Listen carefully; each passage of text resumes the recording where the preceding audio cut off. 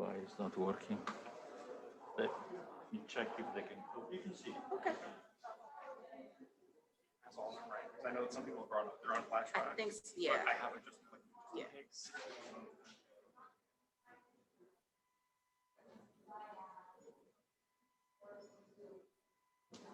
Maybe wanted to try to check something in Okay. advance or not. Yeah. For some reason, it's not syncing.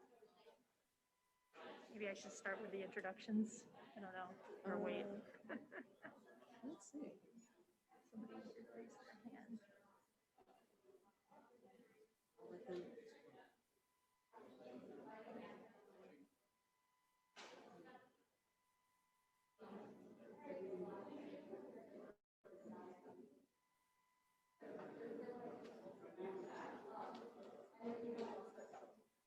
Sorry, I checked if it works.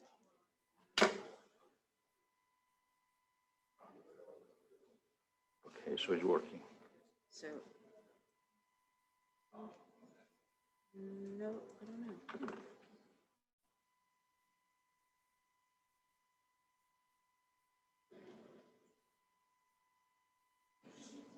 Hi, thank you. Nice to see you. Thank you for being here. Thank you for the invitation. I appreciate That's it. okay. What's up? I apologize that it was the last minute thing, but I hope you had a wonderful we dinner. suddenly realized there were a couple of people that didn't know if we were covered for dinner or not. We appreciate it. Thank you. Thank you so much. You're very welcome. Looking forward to your time. Thank you.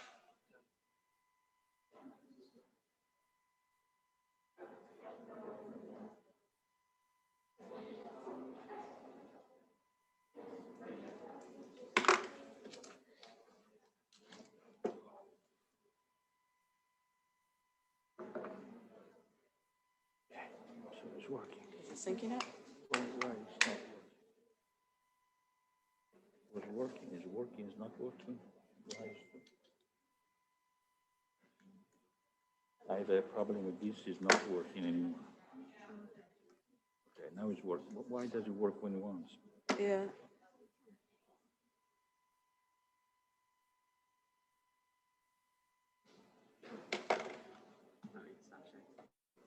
Sorry, I don't know why. So, let's go to minimize. Oh, okay. I can. Okay.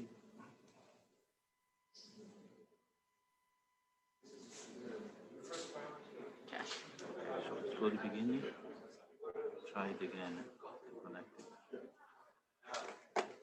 I want to go to the. Yeah, I don't know why. Yeah, my finger. Hello. Hi, everybody. I thought I would just start with the introductions while we're still sorting out some technical difficulties. So my name is Danielle Sanchez. I graduated from BC 10 years ago, and now I work as a scientist in early oncology research and development at AstraZeneca. I'm grateful to Father Vicini for inviting me to participate today. So I'll be chairing the session titled Ethical Issues and Practical Approaches. And our first speaker today in this session is Dr. Elizabeth Williams from Tennessee State University, who's currently the interim dean in the College of Public Service and Urban Affairs and professor of public health at Tennessee State. And the title of her talk is Talking God and Talking Cancer, Why Womanist Ethics Matters for Breast Cancer Prevention and Control Among Black Women. Our second speaker in this session is Dr. Connor Kelly, who is the assistant professor in the Department of Theology at Marquette University in Milwaukee. And the title of his talk will be Social Inequalities and Social Justice, Crafting Ethical Priorities for a Global Journey with Cancer. And last but not least, we have Dr. Christian Cintron, who is currently the clinical bioethicist at the Anne Arundel Medical Center and adjunct lecturer in theology and ethics at Fairfield University in Connecticut. And the title of his talk will be Navigating the Continuum of Care, Common Goods and Uncommon Experiences. Hopefully we still have time for some questions and answers at the end of the session. Sorry, we have some technological problems. We cannot make the PowerPoint to scroll the slide. My apologies. No worries.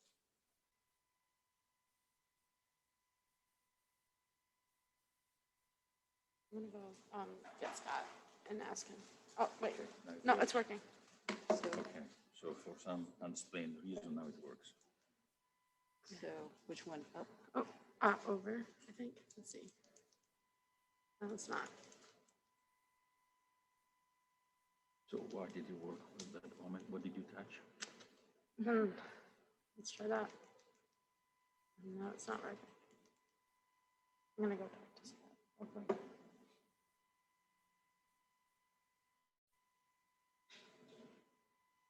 Hit remote control. At first. And it has.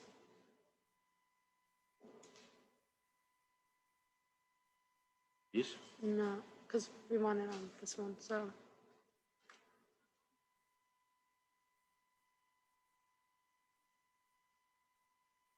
No. Okay, now try go. Yeah, okay, there we go. Okay. My apologies. No worries, So let's see. the right to move up Okay, and the left to move okay, back. okay then. All righty, thank you.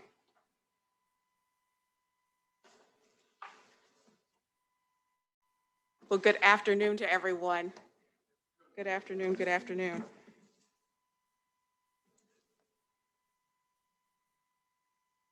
Thank you, appreciate it. So the title of my presentation for this afternoon is Talking God and Talking Cancer, Why Womanist Ethics Matters for Breast Cancer Prevention and Control Among Black Women. And I want to thank you to the organizers of the Rising Global Cancer Pandemic Health Ethics and Social Justice Conference for inviting me to be able to participate in this timely discussion of the impact of cancer on populations around the globe. And I want you to know that my remarks this afternoon reflect my experiences as an applied medical anthropologist who has worked with Black breast cancer survivors for more than 15 years as well. It also reflects my experiences as a senior public health official and a senior healthcare administrator responsible for understanding the impact of cancer health disparities on underserved populations and developing policies as well as interventions to improve cancer healthcare access and outcomes for underserved populations. And as well, my remarks this afternoon reflect my experiences as a divinity school trained United Methodist pastor whose call it is to listen to provide uplift, nurture, and care for people at their most vulnerable moments, including cancer diagnoses, their treatment, as well as at the end of life. And so what I'm seeking to be able to do in this presentation this afternoon is share what these collective experiences have allowed me to understand about some Black women and how they respond to breast cancer. And I also hope to be able to spark conversation about what these Black women's ethics and how they manifest and what they do can inform global perspectives on health ethics and social justice. In this presentation, my intents are the following: to be able to describe the burden of breast cancer disparities experienced by Black women in the United States and to put it in global context, as well to be able to examine how Black women's Christianity and as well their womanist theologies, for those who subscribe to these particular theologies, serve Black women in making sense of and responding to breast cancer. I also want to be able to describe womanist ethics as an outgrowth of Christian and womanist theology, and lastly, to be able to highlight ways Black women employ womanist ethics in the practical matters of addressing breast cancer prevention and control for Black women. Well, putting the experiences of breast cancer among Black women in the United States in global perspective, I think it's useful to consider some relevant statistics. In the year 2020, it is estimated by the World Health Organization that 2.3 million women were diagnosed with breast cancer globally. And of these 2.3 million newly diagnosed cases, Black women in the United States comprised more than 33,000 of these cases, making breast cancer the most commonly diagnosed cancer among Black women in the United States. And furthermore, of the more than 600,000 deaths that occurred last year from breast cancer around the world, more than 6,000 of those deaths were among Black women in the United States. And while advances in medical technologies to detect as well as to treat breast cancers have occurred the world over, these advances do not fully reflect the reality of the breast cancer experience for Black women in the United States. Black women as a whole have a lower breast cancer incidence rate than their white counterparts. However, this is only part of the story. Black women under the age of 45 years have a higher breast cancer incidence rate than other ethnic groups in the United States, and on average experience 40% higher breast cancer mortality rates than white women. Well, adding further to the disparities Black women experience with breast cancer, Black women are also at greater risk for being diagnosed with more advanced stage cancers, as well being diagnosed with what's called triple negative breast cancer, which are breast cancers that lack estrogen, lack progesterone, as well as lack the human epidermal growth factor receptors, for which there are fewer treatment options that are available for these women with triple negative breast cancers. As well, Black women are also at increased risk of experiencing poorer 5-year survival rates post-diagnosis and treatment for breast cancer.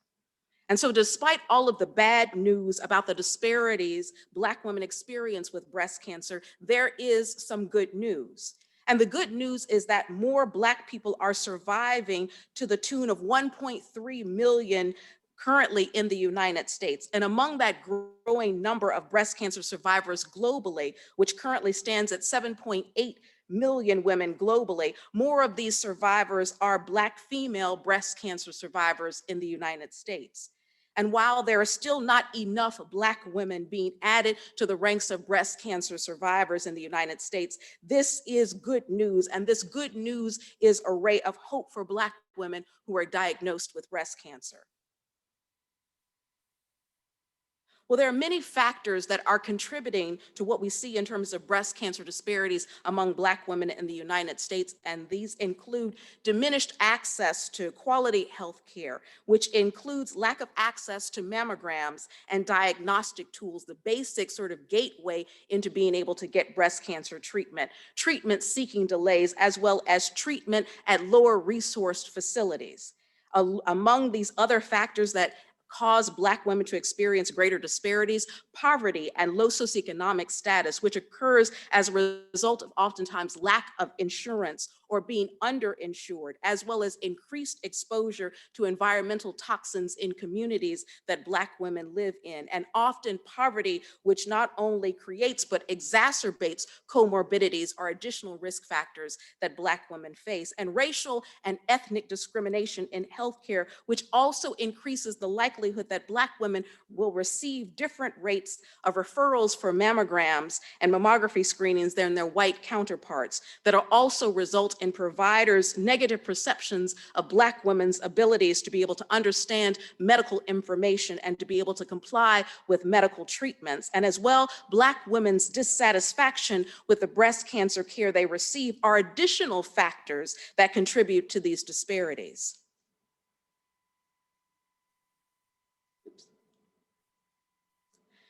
Additionally, factors contributing to the breast cancer disparities Black women in the United States experience also include racial and ethnic, as well as gender discrimination in the broader society at large. Higher levels of chronic stressors like discrimination have a physiological impact on Black women's bodies, altering their immune functioning and their endogenous hormone levels, both of which increase breast cancer risk. And Black women, as a consequence of the intersections of race, gender, and class, are also impacted by broader social ideas about how Black women are expected to show up in the world. In particular, prevailing ideas summed up in what's called the strong Black woman schema come with the expectations that Black women are to be fearless, they are to be stoic, emotionally resolute, and unaffected by trauma. Both resisting these ideas as well as conforming to them oftentimes places Black women at increased risk for psychological distress that also increases cancer risk. Being the strong Black woman is literally killing Black women in the United States from the inside out, and breast cancer is just one manifestation of this. And so in response to the disparities and the risk factors that Black women with breast cancer experience, some turn to their spirituality as well as to their religiosity to make sense of, to cope with, and to make decisions about breast cancer.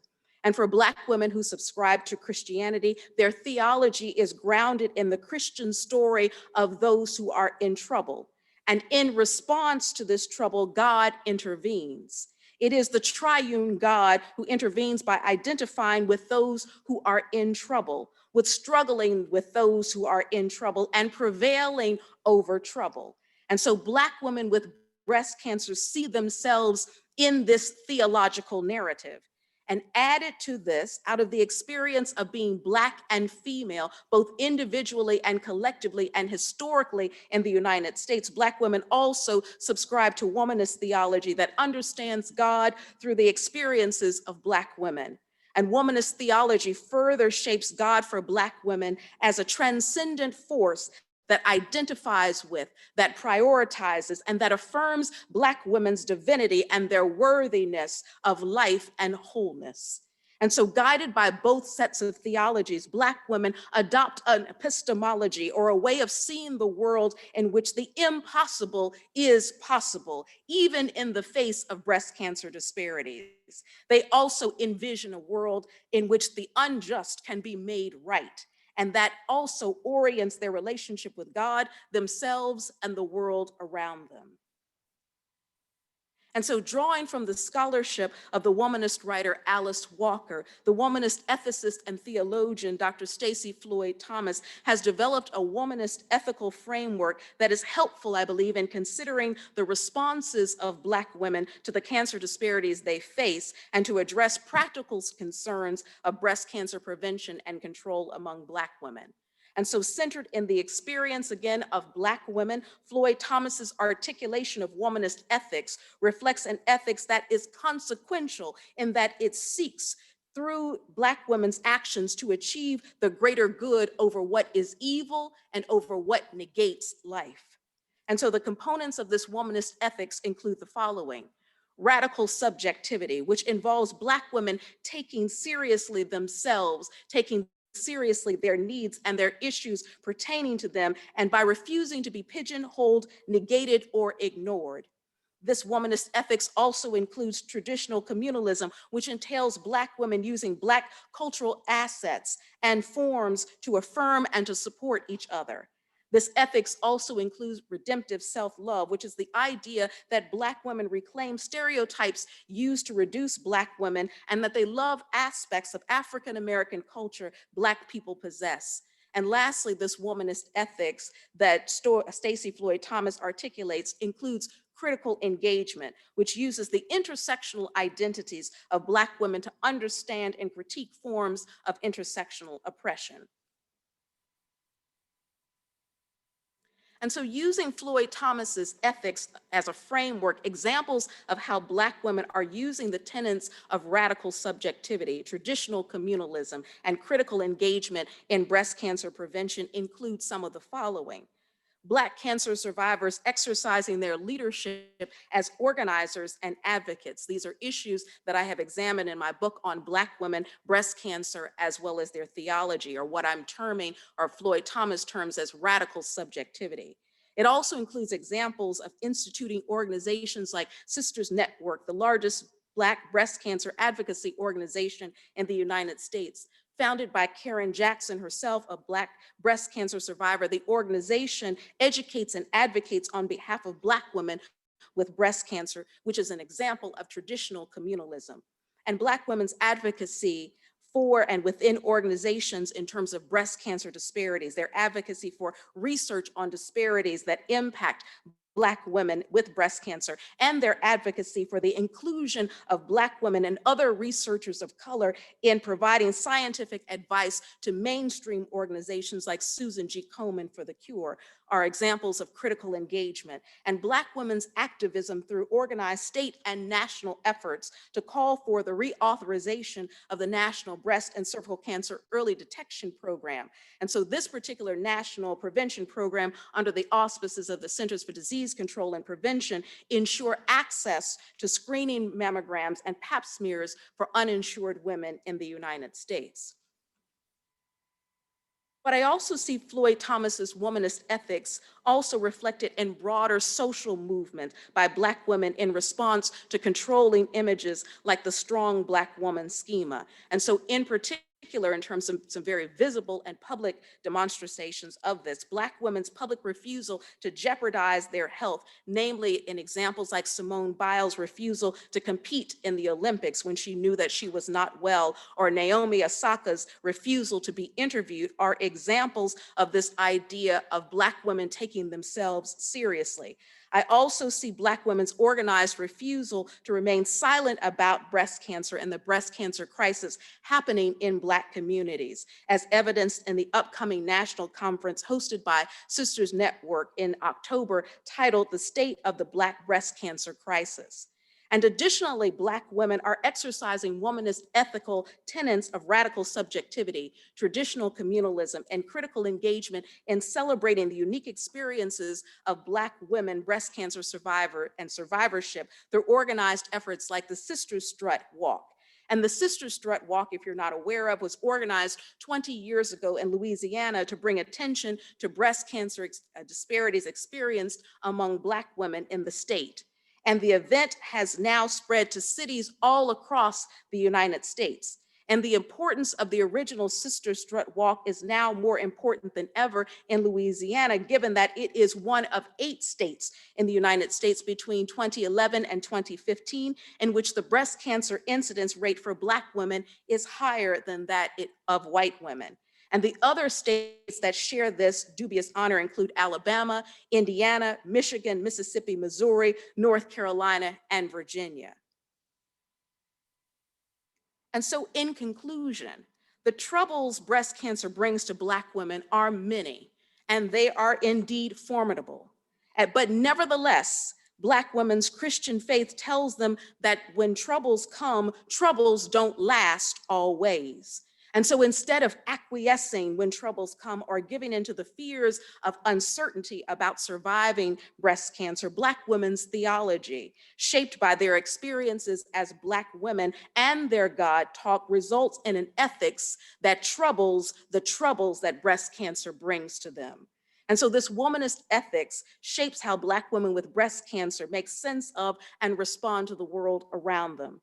In turn, this womanist ethics provides a framework for understanding how Black women exercise their faith to struggle against cancer disparities and address the very practical prevention and control needs of Black women facing breast cancer. And so these Black women, I believe, are doing what the activist, the feminist, and the same gender-loving writer and poet Audre Lorde, who herself died of breast cancer, said. She said, "When I dare to be powerful, to use my strength in the service of my vision, then it becomes less and less important whether I am afraid." And what I've been arguing and contending this afternoon is that Black women with breast cancer are indeed using their theology and their ethics in service of achieving health equity and eliminating breast cancer health disparities. And in doing so, this is what makes them less afraid. And so I thank you for your attention, and I look forward to the conversation.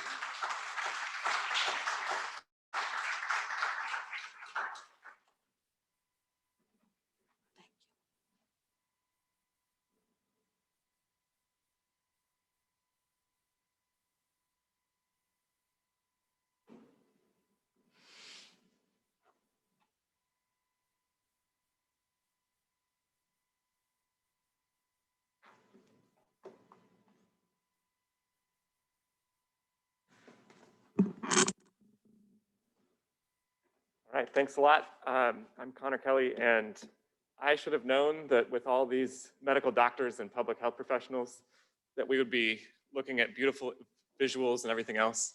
I'm gonna go with the route that I sometimes tell my children when we're reading stories. You know, you gotta kind of imagine the pictures in your head. So we'll roll with that. It's a humanities experience. There's a lot we do not know about cancer.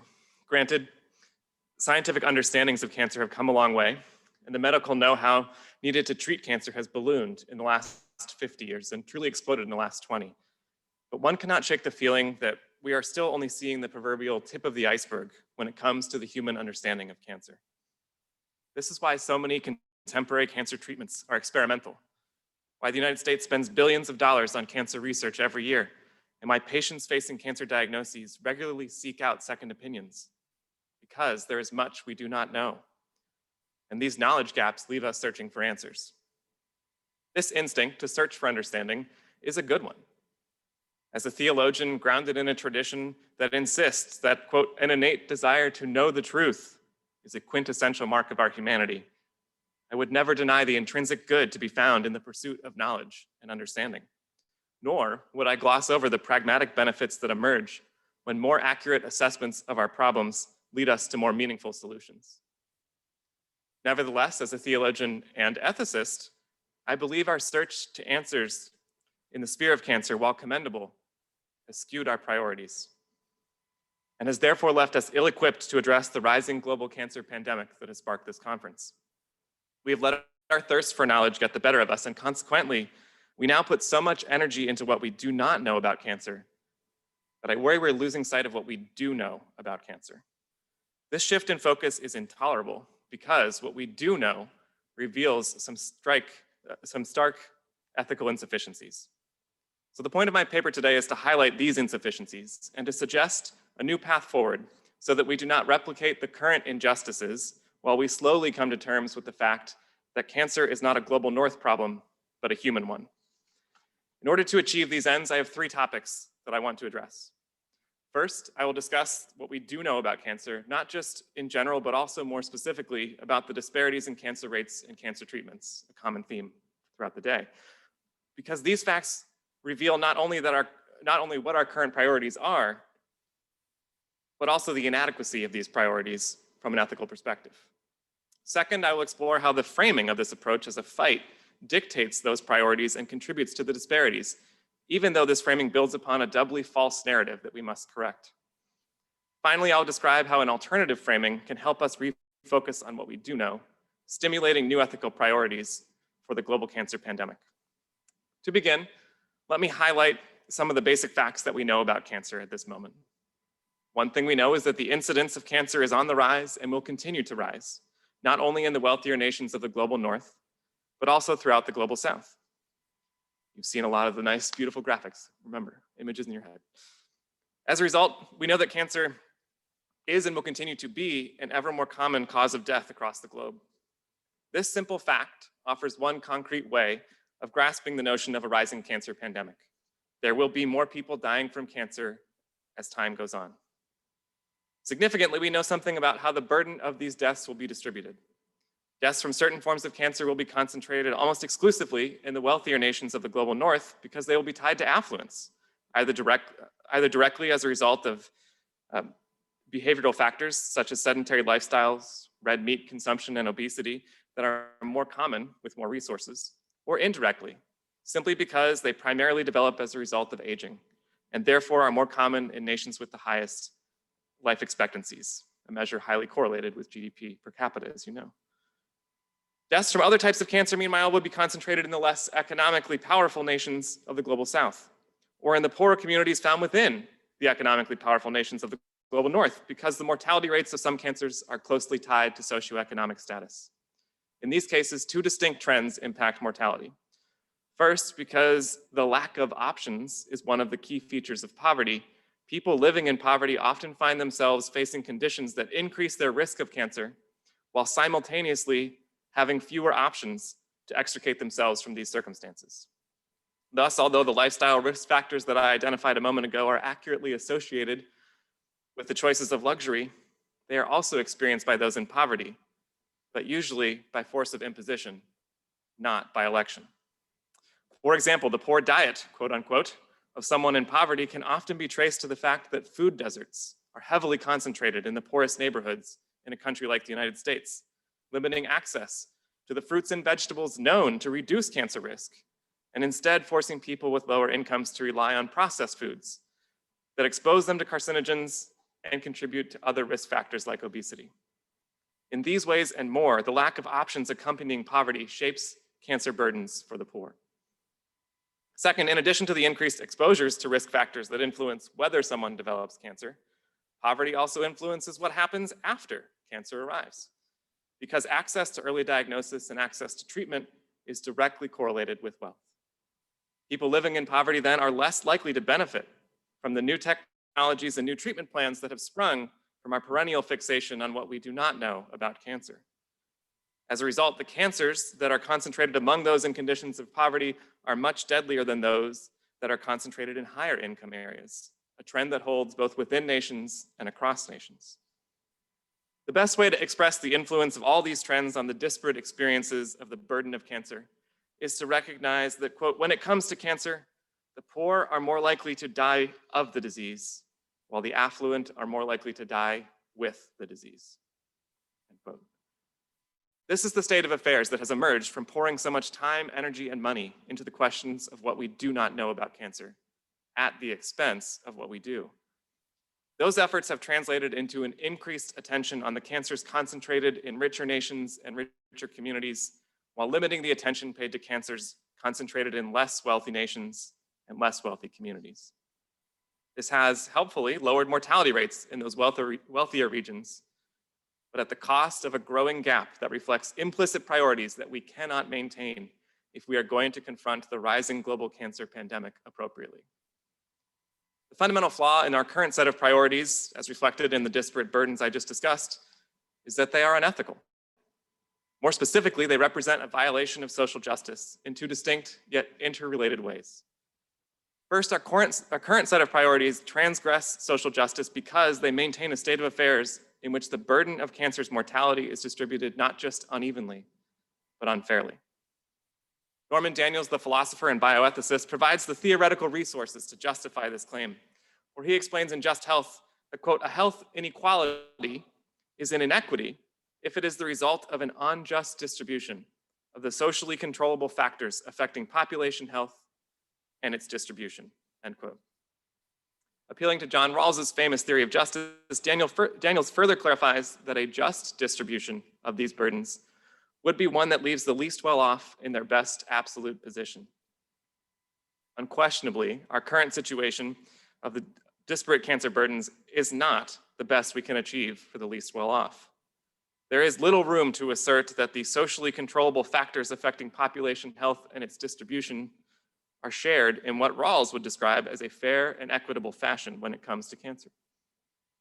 It's hard to imagine that the abstracted moral agent behind the veil of ignorance would agree to a system in which, as Professor Landrigan highlighted for us this morning, environmental carcinogens are the almost inevitable lot of communities of color and people with the smallest incomes and lowest educational attainment. Likewise, the current distribution of income, a key social determinant of health between the global north and global south, and here we can think about the data that Dr. Jackson's presentation highlighted for us, this is hardly to the benefit of the least well off. On the contrary, there is an injustice to our current social inequalities, and thus they constitute social inequities, violating social justice. Insofar as our current priorities for responding to cancer reinforce these connections, they are unethical. The violations identified by Daniel's procedural account of social justice are not, however, the only flaws in our existing priorities. They are similarly indicted by a substantive account of social justice, like the one found in the Catholic theological tradition, which describes social justice in relation to participation and insists, quote, that persons have an obligation to be active and productive participants in the life of society, and that society has a duty to enable them to participate in this way. According to this definition, social justice can be measured against people's ability to contribute productively to the common good of their communities.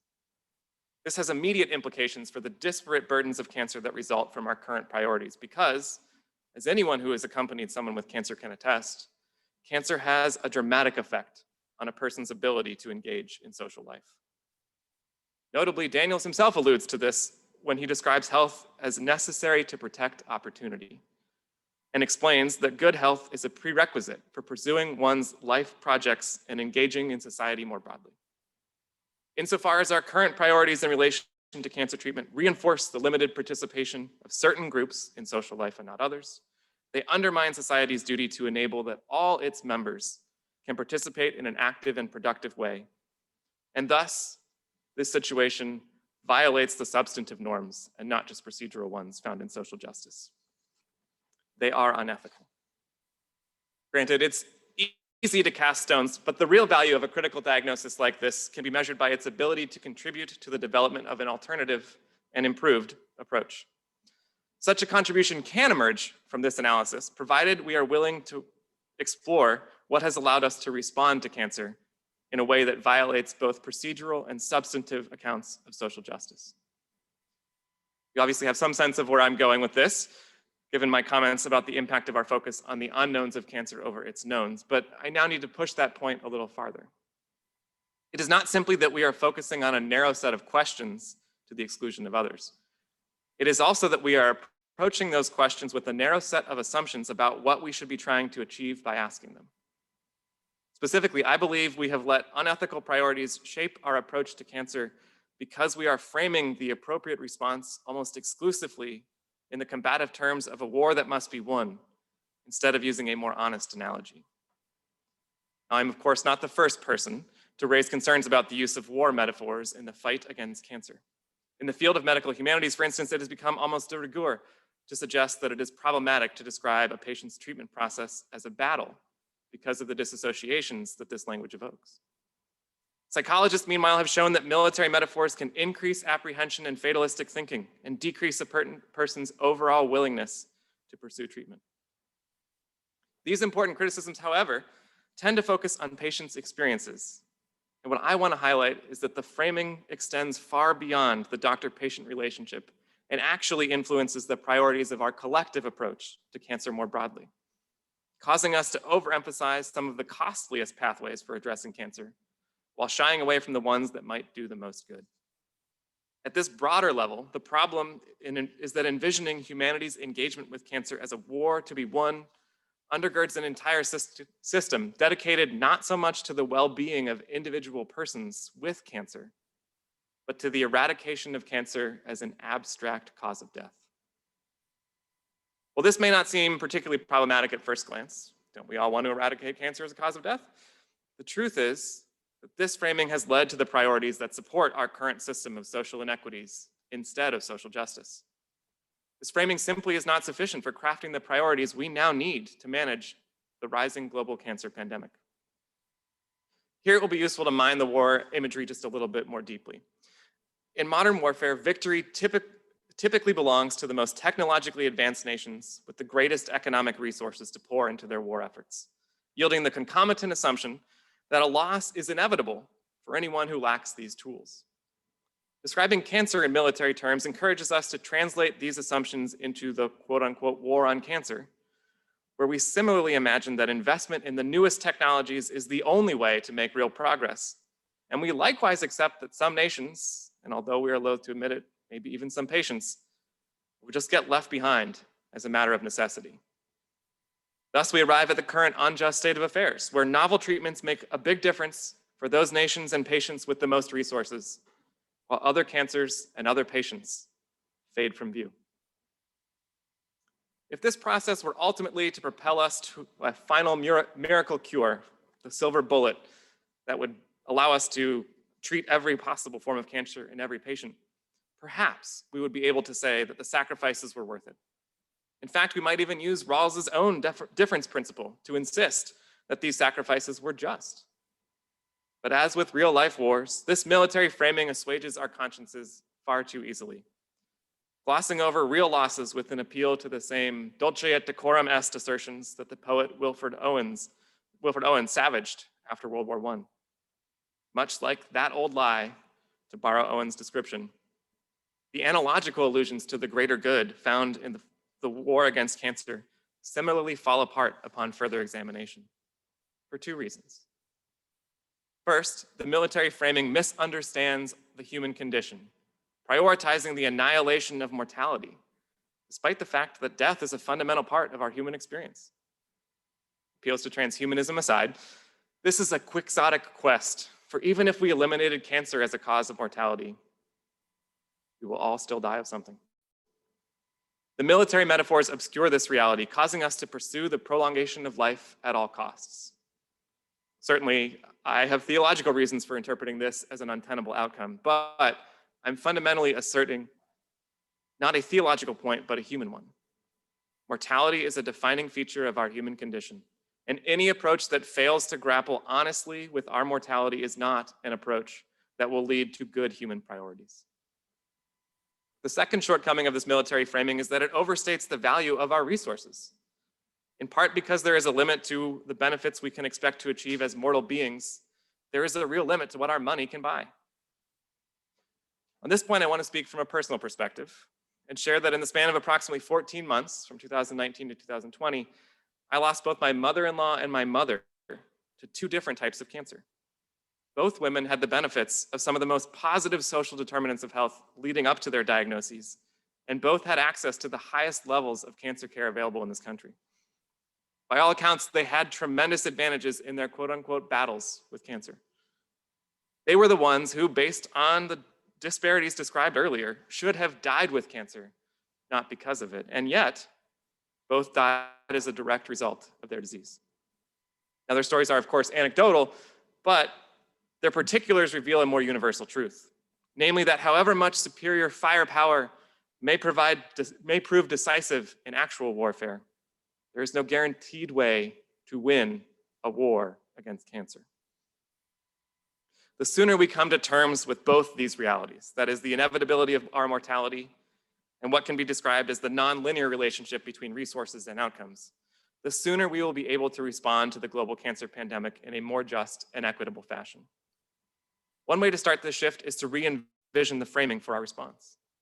One reason for our current unjust prioritization of treatments for cancers that have the highest prevalence in the richest areas, again, defined comparatively between nations and within nations, is our reliance on military metaphors, which allow us to accept that certain fronts in the war, maybe even certain soldiers, are worth fighting for, while others simply are not.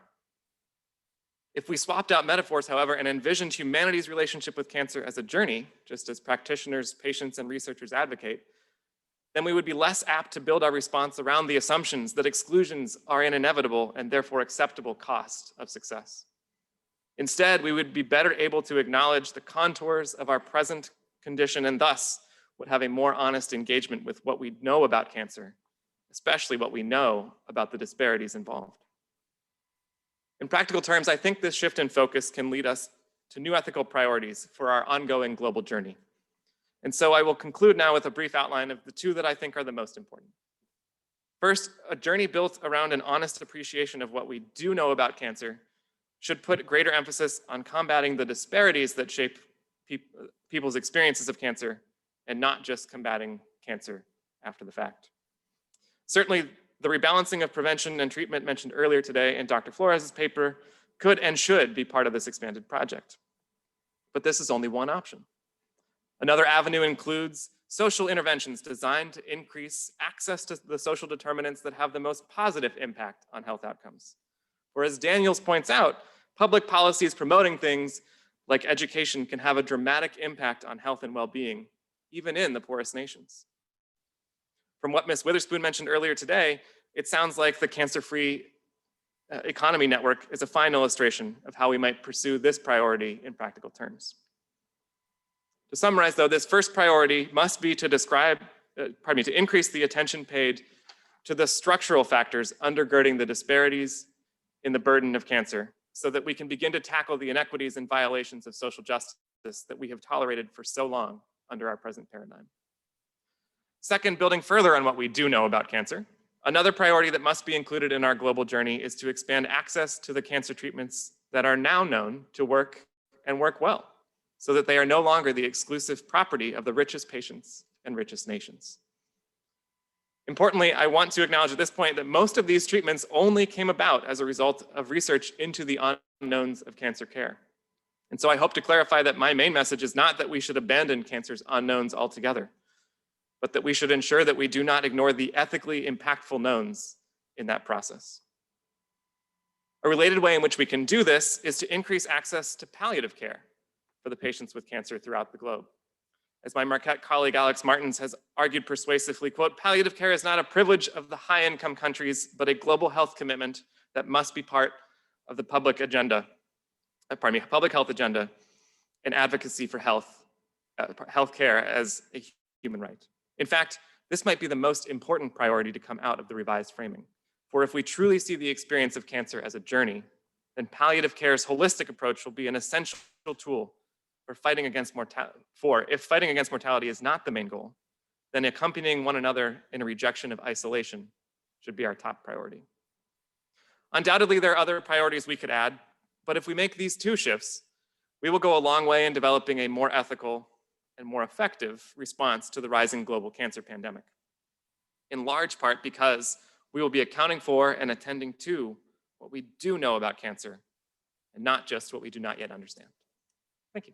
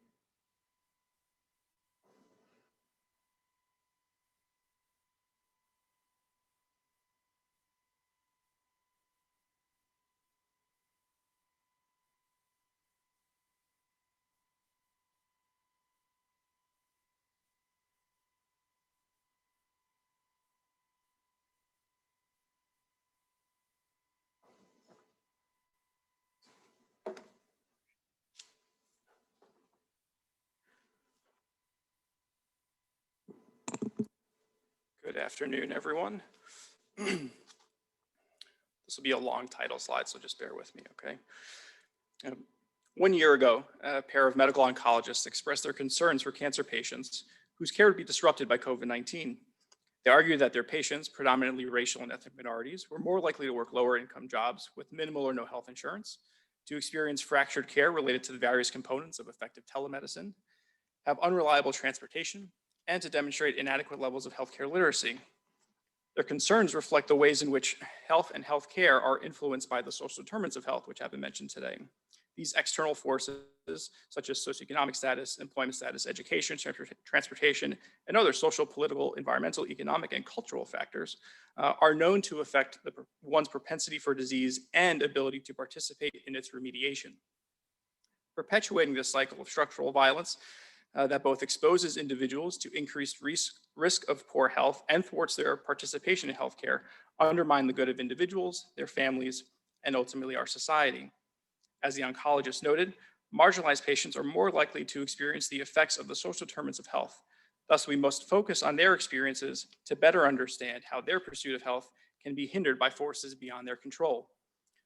Although the relatively unchanged protocol of surgery, chemotherapy, and radiation is common for cancer patients, individual responses differ both because of genetic and biological factors and also because of the resulting effects of the social determinants of health. Those factors that influence health and healthcare are known to be correlated to the capacity of individuals have for absorbing the costs of cancer. Data reveals that the costs of cancer care are linked to disproportionate outcomes experienced by marginalized communities. Costs then provide a glimpse into at least one dimension of the mutually dependent relationship between cancer care and the social determinants of health. The effects of the high costs of cancer care are often circular, exacerbating extant inequities or causing new ones by the way of making future care financially unsustainable or simply impossible, a circle that can extend intergenerationally. The perpetuation of the unjust cycle related to the cost of cancer care requires systemic change. Cases from the 4 phases of cancer care, new diagnosis, continuing care, and end-of-life patients and survivors bear witness to the relationships between the social determinants of health and the impossible task of individuals covering the costs. Inpatient encounters often provide a view into what is going on outside the hospital, namely those social factors that contribute to poor health or healthcare. My hospital's oncology unit sees most of these patients every day, each rife with their own set of clinical, social, and ethical challenges. Our 61-year-old new diagnosis patient here has a family history of cancer, seemingly missed out on the benefits of an in-person exam from his primary care provider. It's difficult to say what exactly went wrong in delaying his diagnosis. Perhaps his community screening program only offers appointments outside of his availability, Or maybe he doesn't have transportation to get to and from the care sites. Or maybe it is the case that he doesn't have a good relationship with his primary care provider and only uses the emergency department for primary care, as is so often the case. Or perhaps his employment status places him in a situation where not adhering to screening or treatments rather, makes more financial sense. As we all know, cancer care has shifted its focus to prevention as the true first-line treatment. However, this patient, having missed out on the preventative components of cancer care, such as the screenings, will now be faced with a costlier approach that is associated with an increased risk of mortality. The average cost of initial diagnosis and treatment across all sites of cancer is $43,516, according to the NCI's 2020 estimates. For this gentleman's pancreatic cancer, the average cost is a tad higher at $108,165. It's very likely that he will need financial and social supports to actively participate in his care. The symptom management patient has additional comorbidities that complicate her cancer care. Each admission will become more challenging as she experiences deconditioning.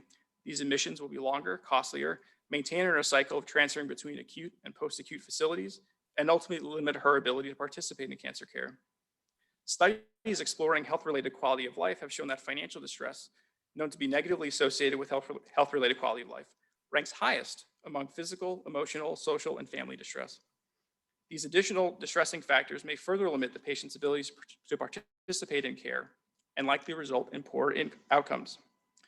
The supports necessary to treat this patient more wholly so as to improve her health-related quality of life will extend beyond bladder cancer's average new diagnosis cost of $26,442 and continuing care costs of $6,350.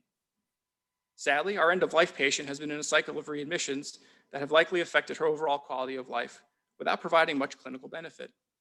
She and or her loved ones will soon learn or experience the exceptionally high costs of cancer care in the last year. Liver cancer costs in the last year of life averaged $92,000, compared with the median household income of just over $62,000.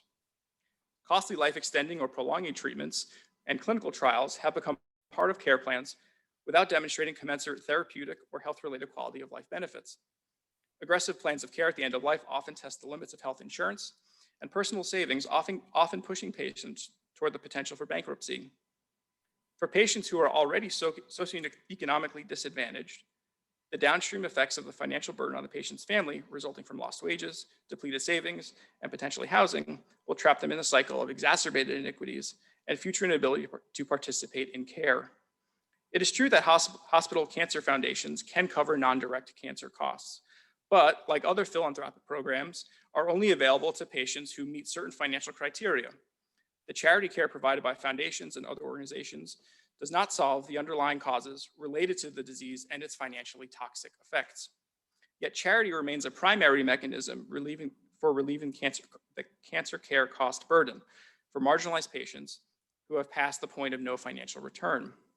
We don't see a survivor here because there's no room on the slide, but mostly because it's difficult to track long-term consequences, despite there being a recognized need for continued supportive services. It may be the case that a survivor has been displaced from housing or had a change in employment that affects their insurance status and ability to keep up with the cost of living. The long-term consequences of financial toxicity experienced by survivors in marginalized communities offer another perspective that needs attention in its own right. However, appreciating the effects now allows us to consider the total burden of financial toxicity along the continuum of care. With cancer medical service and oral prescription drug costs estimates approaching almost $170,000, the frequency of financial distress is more likely to increase. These estimates only reflect costs related to care and not the total cost that might be incurred by an individual or family, resulting from collective lost wages, transportation costs, the cost of additional caregivers and their respective net financial contributions, food, utility, and other miscellaneous costs. Financial toxicity describes the detrimental totality of the financial burden placed upon cancer patients and was first used to describe the myriad financial effects on persons and communities in 2013. It is associated with short and long-term consequences of cancer care, including adherence to treatment, quality of life, bankruptcy, and an increased risk of mortality. While the experience of billed costs is shared, the aggregate effects of the social determinants of health are known to disproportionately affect the financial burden felt by marginalized persons and communities. Census data reveals that racial and ethnic minorities are more likely to be socioeconomically disadvantaged, live in substandard housing, and have less access to high-quality healthcare, and that racial and ethnic minorities are more likely to have poor health and specifically cancer-related outcomes. For example, unreliable transportation, which is directly related to time to diagnosis, and adherence to treatment plans can lead to increased costs associated with late-stage diagnosis. The experience of financial toxicity or fear of financial distress, because of its association with the social determinants of health, is likely to widen the gap in the disparate experiences in cancer care. An additional social determinant contributing to the financial toxicity associated with late-stage diagnosis is healthcare literacy. Bound up in healthcare literacy are the supports necessary for providing equitable education and a well-documented lack of trust in healthcare institutions because of discriminatory and violent practices against marginalized groups. Choosing not to see physicians regularly or follow plans of care resulting from mistrust or lack of understanding almost certainly lead to increased costs later in the cancer care journey and thus perpetuate that cycle. Facilitating the right kind of care for all patients requires the provision of culturally competent care that truly engages and incorporates the person's values, beliefs, concerns, and practices into a plan of care. Recentering the provider-patient relationship, and by extension, the health system and community relationship, is necessary for uncovering and mitigating the experience of financial toxicity. So, what does cancer care prevention in the community look like? And how do we address financial toxicity? Maryland, like other states, is responsible for adopting and adapting the National Comprehensive Cancer Control Plan for its local needs. As the consensus strategy, prevention programs focus on cancers with the highest incidence or mortality rates. Specific directives for reducing financial toxicity, however, are largely absent in national and state plans. Yet attention is paid to the related issue of health disparities or inequities. In Maryland, we observed that lung cancer is one of the most commonly diagnosed cancers. From 2012 to 2016, lung cancer was the leading cause of cancer deaths, accounting for more than 1/4 of all cancer deaths in Maryland. Further analysis demonstrates that lung cancer disproportionately affects African Americans and specifically African American men. Though the disproportionate incidence among Black men is believed to be the result of smoking, it is impossible to overlook the aforementioned census data corroborating the impact of the social determinants of health. Recently, my health system completed a community-based grant-funded program aimed at mitigating those costly delays in diagnosis and treatment, enabling patients to participate in treatment and addressing additional needs integral to the basic conditions necessary for participating in cancer care and maintaining good health. The program emphasized smoking avoidance and cessation practices and increased cancer screenings through an interdisciplinary rapid access chest and lung assessment program. That rapid program was specifically designed to avoid delays in evaluation and consultation, cut down on unnecessary procedures, provide timely feedback and information to the referring provider, and ensure patient and provider satisfaction. Our rapid program provides teams of physicians, social workers, nurse navigators, and financial counselors to patients and their families so that education, care planning, treatment, and support are provided in an individualized manner. The program's increased coordination in screening and care plan development facilitated shorter time to diagnosis and increased the amount of early stage cancers that were identified when compared to historic trends. Of particular note is the way this program augmented provider behavior after having learned, in collaboration with their team members, the real needs and concerns of their patients and how to ensure that the patient would not feel disenabled from participating in care. Community-focused mitigation strategies also included education programs delivered in schools, physician practices, community centers, and the campuses of large employers in the area. While our program was successful based on the established metrics for achieving participant education screening and other early identification goals, what I did not mention is anything having to do with financial toxicity. The interrelated causes of financial toxicity and associated fear that weigh heavily in our community were reported, but not resolved through our program's expanded use of nurse navigators and financial counselors. The health systems work to increase the number of free screenings, obtain co-payment assistance, coordinate transportation, and contribute to living expenses, which are common among cancer centers, were nominally effective in reducing certain financial burdens and related barriers to care. Yet the barriers to full participation remain. So clearly there is more work to be done so as to address the costs known to inhibit participation in cancer care, and secondarily to remediate the inequitably distributed social determinants of health directly related to cancer care costs. Why are we letting patients go bankrupt or get into horrific financial distress while they have cancer? That's not good for society, remarked Scott Ramsey of the Hutchinson Institute for Cancer Outcomes and Research. The short answer is that we let patients and communities experience this level of financial distress because we do not systematically work to correct the causes of financial toxicity. We primarily work to provide short-term relief. However, the complex causes of financial toxicity will remain so long as the causally linked social determinants of health persist. Dr. Ramsey's lament calls to mind our collective culpability, resulting from our participation and complicity in the current system that is known to disproportionately burden some groups over others. Identifying our mutual responsibility is an important first step in addressing financial toxicity. However, eliminating the root causes of financial toxicity will require more than them being merely recognized. Our collective responsibility ought to lead to more comprehensive efforts aimed at reforming the costs of cancer care, efforts that reflect our mutual understanding of the experiences and interdependent relationships we have with others.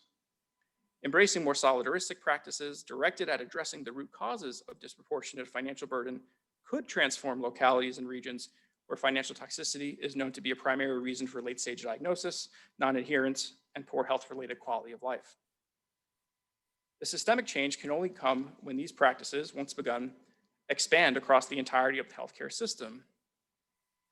The complexity of healthcare and specifically cancer care delivery requires the national adoption of successful local practices in order to yield any substantive changes. Dr. Ramsey's own NIH-funded research program, in collaboration with the National Cancer Institute's Community Oncology Research Program, clinics, is attempting to realize this local national practice. In coordination with the NCI, the program, complete with dedicated financial counselors, is intended to provide data on the effects of financial toxicity and offer potential corrective measures in the form of new policies or practices. The belief is that open dialogue about cost concerns will illuminate the underlying causes of financial toxicity, causes that can be remediated through policy and practice change across healthcare systems. A national project such as this reflects the importance of learning from persons and communities affected by the current institutional policies and practices, and the need to enlist additional resources to solve systemic problems. Should Dr. Ramsey's program prove influential in raising awareness and generating more substantive reforms, it will be the first step toward creating a more just health system that truly enables all persons to participate fully. However, one program, though national, is likely not enough for the type of change that we need. The program's emphasis on marginalized communities makes an obvious partner out of not-for-profit systems, especially Catholic healthcare systems. Dr. Ramsey's program partners with 900 National Cancer Institute Community Oncology Research Program clinics.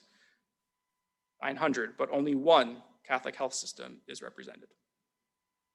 There are a number of additional multi-state Catholic health systems that can and ought to be participating in such a program, for it aligns with the ubiquitous phrases seen in their mission statements: dignity, care for the poor, justice, and the common good. Charity care, while immediately helpful, does not address the underlying causes of injustice. Therefore, it is incumbent upon more Catholic healthcare systems to actively work to reform the unjust structures that perpetuate the disproportionate cancer-related financial and health burdens afflicting marginalized communities. Borrowing from Dr. Ramsey's template, Catholic healthcare systems ought to universally and uniformly commit to addressing the financial burden of cancer care and the related social determinants of health in an effort to exercise their collective political power in advocating for systemic reforms. In so doing, Catholic healthcare as an institution could minimally facilitate more participation in cancer care in communities across the country, while optimally, it could orchestrate the systemic changes so desperately needed by individuals and communities who are asked to make false choices. Thank you.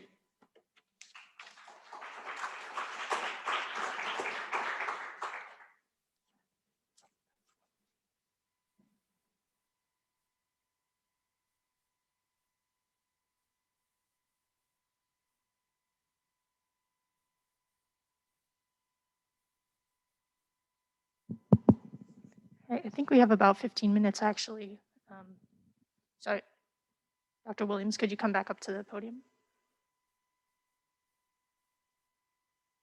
Dr. Kelly.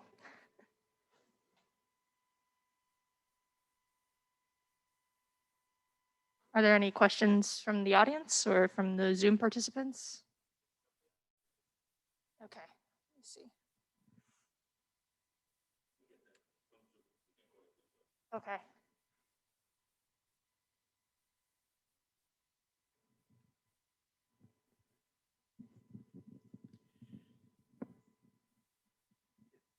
I would like to ask the last speaker, Christian.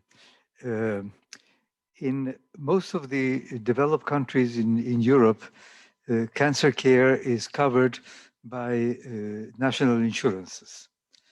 And they normally do not have any financial burden unless they want to go outside of the national benefits into a private hospital, in which case they have to pay. And this applies to all of Western Europe.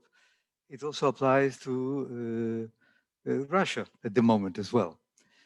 I understand that in the United States, if the patient doesn't have enough benefits, the social worker can provide Medicaid insurance, in which case all the costs are covered in a public hospital. The ones who have Medicare are normally treated in any hospital that will accept Medicare. Most of them will. So I'd like you to comment, how come there's so much financial burden that you mentioned in your talk? Okay, thank you for the question. Yeah, so the financial burden that is experienced by most comes from the related cost. Is it not on? I thought I turned it on. Did I turn it off? Oh, okay. Better now? Sorry about that. The financial burden that's largely experienced by some of the patients that I was referencing, and generally what the research reveals, is that it's because of the related social factors. So I'm going to be out of work for a certain amount of months and then not be able to afford my cancer care anymore, or that might mean I'm going to lose my insurance. Now, emergency Medicaid will cover up to certain percentages, or the entirety of inpatient stays and certain preventative treatments, but it doesn't necessarily fill the gap for everything else that's needed to support someone in their recovery. So if I'm underinsured, I might not have the ability to pay out of pocket the 20% of my copay or 30% of my copay or coinsurance, however it's established to do that. The programs that you mentioned, so doing emergency Medicaid would suggest that I now qualify for Medicaid. So I've now already depleted all of my resources, and now I have to enroll in Medicaid and pursue that level of care. Medicare inpatient stays are covered, and most of Medicare does cover that, but you have to be a certain age to qualify for Medicare. So there's a number of people in the population who don't fit either of those boxes, and when faced with paying for cancer care, are going to have to potentially take out a second mortgage on their home, get rid of their retirement accounts. These are things that only apply to a certain people with certain socioeconomic statuses in the first place. So it suggests that the whole sort of financial, the way in which the financial mechanisms work, it only is really great if you are a Medicare patient or you are willing to go into such financial jeopardy for yourself and your family that you can enroll in Medicaid.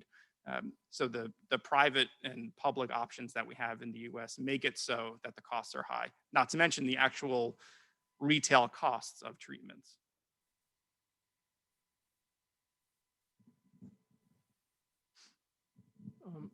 I guess this probably goes to Dr. Cintron, but any of you can pick up on it. It follows up on that previous question. So in the United States, as you've just exemplified in that response, it's very much a patchwork, right? We have private, public, people buy their own insurance, people get their insurance through their employer. Levels of coverage vary from state to state. And some of us have been talking for years about the notion of a national healthcare program in the United States. There's different funding mechanisms, but the bottom line is that there would be a national healthcare program across the country that evened out these disparities and basically meant that nobody fell through the net and that nobody should be impoverished because they get cancer or some other expensive chronic disease. So I don't disagree with what you said about the notion of the big Catholic healthcare systems like Common Spirit and Catholic Healthcare West and so on. I don't disagree with the notion that they should put their muscle behind reaching out into the community. But a question of efficacy comes in, and that's to say, are those big networks, which have a lot of both financial and as well as political power, is their effort best spent in patching the current system, as you suggest, or would it be better spent in vigorously advocating for a national health program of one kind or another?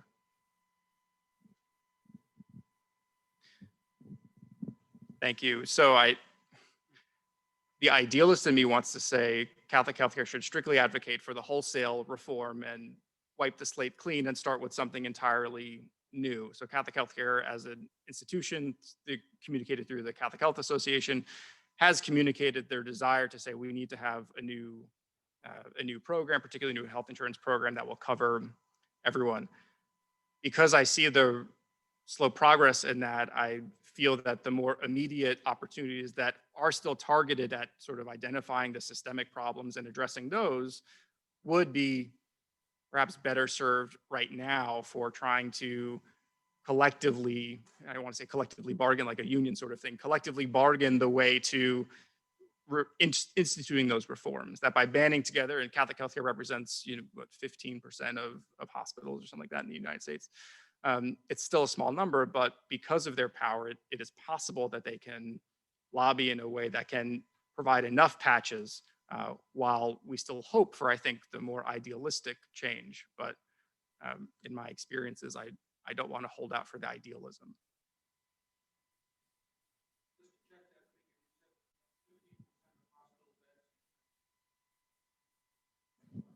Yeah, it's like one in seven, I think. Yeah, so it's, yeah.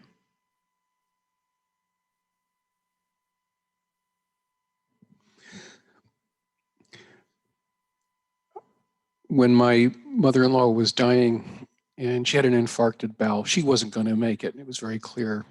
We came in one day and they had rolled in a portable dialysis machine, and I subsequently learned that the hospital had purchased a new portable dialysis machine. And my son, who was a physician, confronted the nephrologist and said, "Wait a minute, why are you doing this?" And the man mumbled, and he finally didn't say, "Well, we're trying to pay for this machine." And I had the same experience with my own mother. And I have to say, the pervasiveness of greed pushing so many decisions, particularly on the private side of the healthcare system, is often really out of control. And I want to mention the Lown Institute and the wonderful work that they are doing about give the care that people need, not any more care than they need. And you will make not only the patients and the families happier, you will make the physicians and the caregivers happier. And I just want to reflect on that for a minute. And the talk about doing battle as when one is confronted the inevitable end of one's life always disturbs me. Is you read every half of the obit you read has the term battle in it, and it's crazy. So I just a quick comment perhaps, but I'd love to hear what you have to say. Yeah, thank you. I think a lot about to the obituary point. How many times is this going? Yeah. I think it's on. It should be. Okay. There we go. A little bit more maybe. Yeah, how many times it's kind of characterized as so-and-so has lost his or her battle with cancer at this point, or lost the other, the battle in the disease. And I think that's very problematic, because that's the whole narrative, is that the only way to win is to still be alive. And, again, as a theologian, I have inherent difficulties with that notion, because thinking back to the Catholic distinction between ordinary and extraordinary means, that's meant to preserve the value of higher good. I mean, that's the image. And I recognize that not everybody's going to share that framing, but I don't see a way around it. We're going to die. That's just part of what it means to be a human being. And I think we need to be more honest about that, because when we are, we can begin to kind of help along the way. And so when I think about this in terms of a piece by Samuel Wells, Episcopalian minister and theologian, and he did a nice kind of a homily actually about rethinking service. And the framing of that was essentially, what's the problem? Is it mortality? And if so, then we want to focus on creating new ways, new technologies, innovation is sort of the goal. Or is it isolation? And what he kind of gets down to is it's not mortality. We can never address mortality. If that's what's driving all of our initiatives, then we've got a big problem, because what we end up giving away is accompaniment. And I think a lot about this in the last 18 months with COVID and the number of people who died completely alone because we couldn't be there.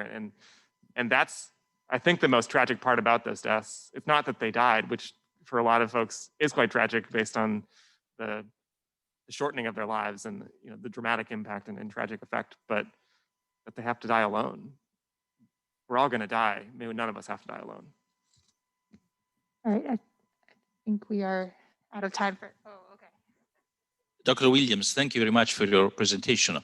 Can you say something about the possibility of thinking about a womanist approach in the Global South, for women in the Global South? Please, thank you. Thank you for the question. And I think it's very an appropriate question, because I think in terms of, particularly around womanist theory, that it is centered in the location of Black women and their experiences. So I think there's a lot of relevance and applicability in the Global South. And so in terms of articulations of womanist theory, they extend beyond just simply Black women in the United States. And we see articulations of womanist theory and womanist ideas in terms of the idea of centering people's experiences also occurring in the Global South, particularly among African women, but not just African women, but also women in Latin America, as well as women Asian descent as well. And so I think there really is the relevance of being able to center experience, and to be able to center experience in terms of the ways in which people understand their constructions of God, and not only talk about God, but also how they articulate that in what they do in terms of their own engagement. So yes, I think there is a lot of relevance to being able to take these ideas. And I believe that there are a lot of similarities in terms of the ways in which other communities within the African diaspora are articulating things like sort of radical subjectivity or traditional communalism. I see those evidenced as well. And so, yes, I think there is a lot to be able to speak to, and that can be reflected in what other people are doing as well. So, yeah.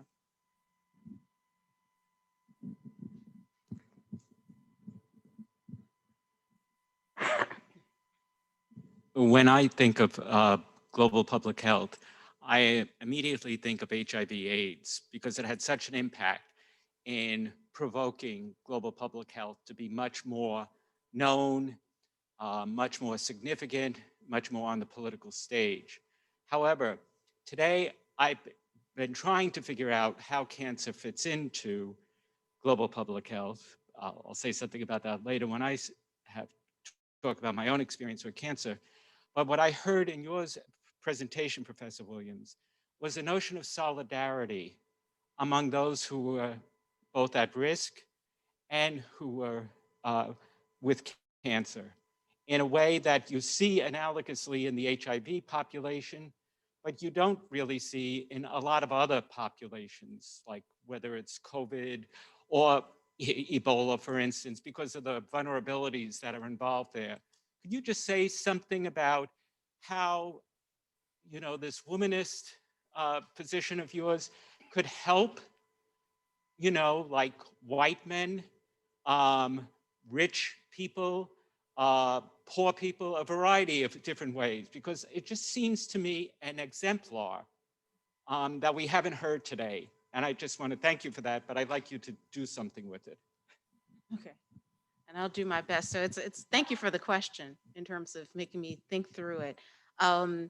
But yes, I think I'm drawing on what you're saying, that yes, there is a solidarity that exists among Black women who are affected by breast cancer, both that are at risk as well as those who are experiencing breast cancer. And so what are the sort of takeaways from that in terms of other communities? So I believe it is looking at what are sort of the commonalities in terms of not only experience, so whether we're talking about, say, for instance, men, so there is a common sort of gendered experience of being a man that I think could be drawn on in some ways to be able to use that to effectuate change around, say, for instance, prostate cancer. So that prostate cancer is something that affects not only African-American men and Black men in the United States, but it also affects white men. So the idea of looking at and drawing on perhaps some gendered ideas in terms of being able to think about some linkages, maybe some ways of being able to create kinds of solidarity in communities and across communities that have not existed before. So I think it really is about sort of pinpointing in terms of sort of what are the sort of social justice issues. So for Black women in particular, this idea of that they are also made in the image of God. And because they are made in the image of God, regardless of whether or not they have cancer, they have a right to be able to live. They have a right to be able to experience the fullness of life. And so for women across the spectrum, whether that is women who are educated, those who are not educated, as well as those who have breast cancer or those who don't have breast cancer, those are things that they share in common. And that their experience as Black women in the United States and the intersectionality of their identities also is something for which they draw upon additionally in terms of using the kinds of cultural strategies or survival strategies that are employed within our communities across the African diaspora to then be able to use them in the service of the greater good of being able to support the health and viability of Black women. And so I think in terms of looking at what are those sort of cultural sort of aspects that exist across cultures or within cultures that can be drawn upon, because I believe that in the same communities for which there are challenges that exist, I also believe that there are solutions in those communities as well. And I believe that's sort of one of the challenges both of global health and international health, is that it is not a one-way street. There is a lot to learn, and that oftentimes we look at communities from a deficit perspective as opposed to looking at them from an asset-based perspective. And that when we revision those communities or populations from an asset-based perspective, that there's a lot to be able to draw from in terms of what we can do. And it goes to my colleague in terms of what he was saying about sort of reframing, not just what we don't know, but what do we know? And how can we use what we do know in service of being able to create those commonalities and that solidarity. So I hope that kind of addresses your question, but I think that in terms of focusing on assets, but as well sort of what are the similarities across cultures. All right, let's go ahead and give our speakers one last round of applause. Thank you.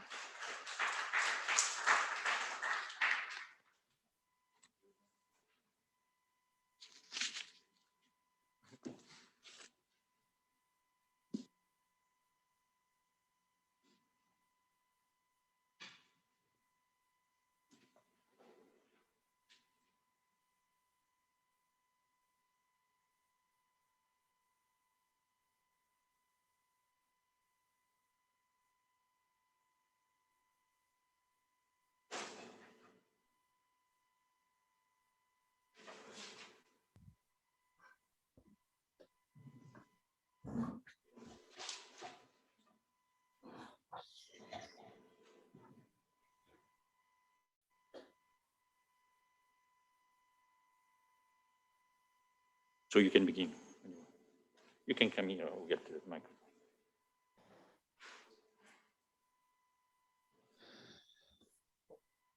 Do you want to turn on the screen and I can work on this? Okay.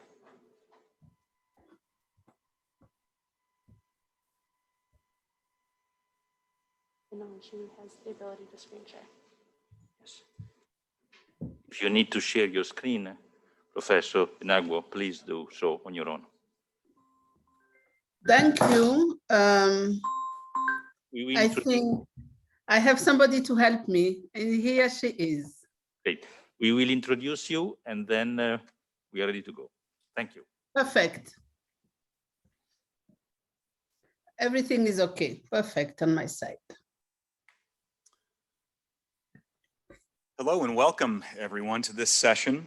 And I am Dan Daly. I teach at the School of Theology and Ministry here at Boston College, where I'm an associate professor of moral theology.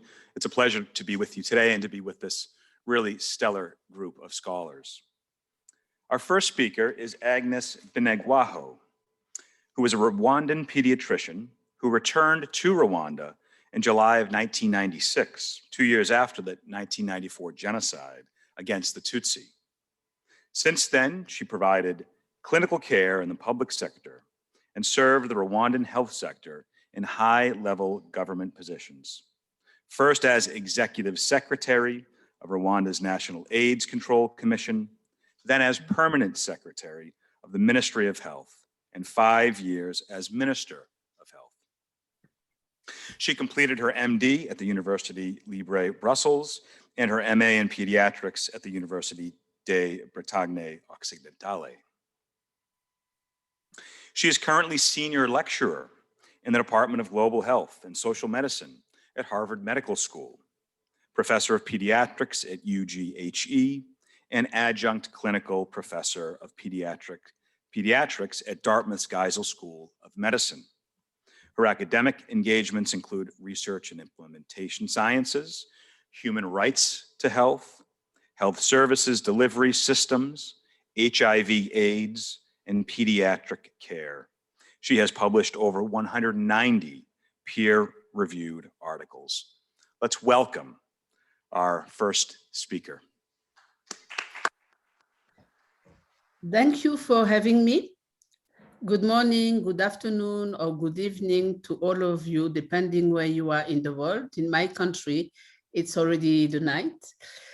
And again, thank you for having me today. I'm very pleased to be among you and to speak on this important subject, a rising global cancer pandemic.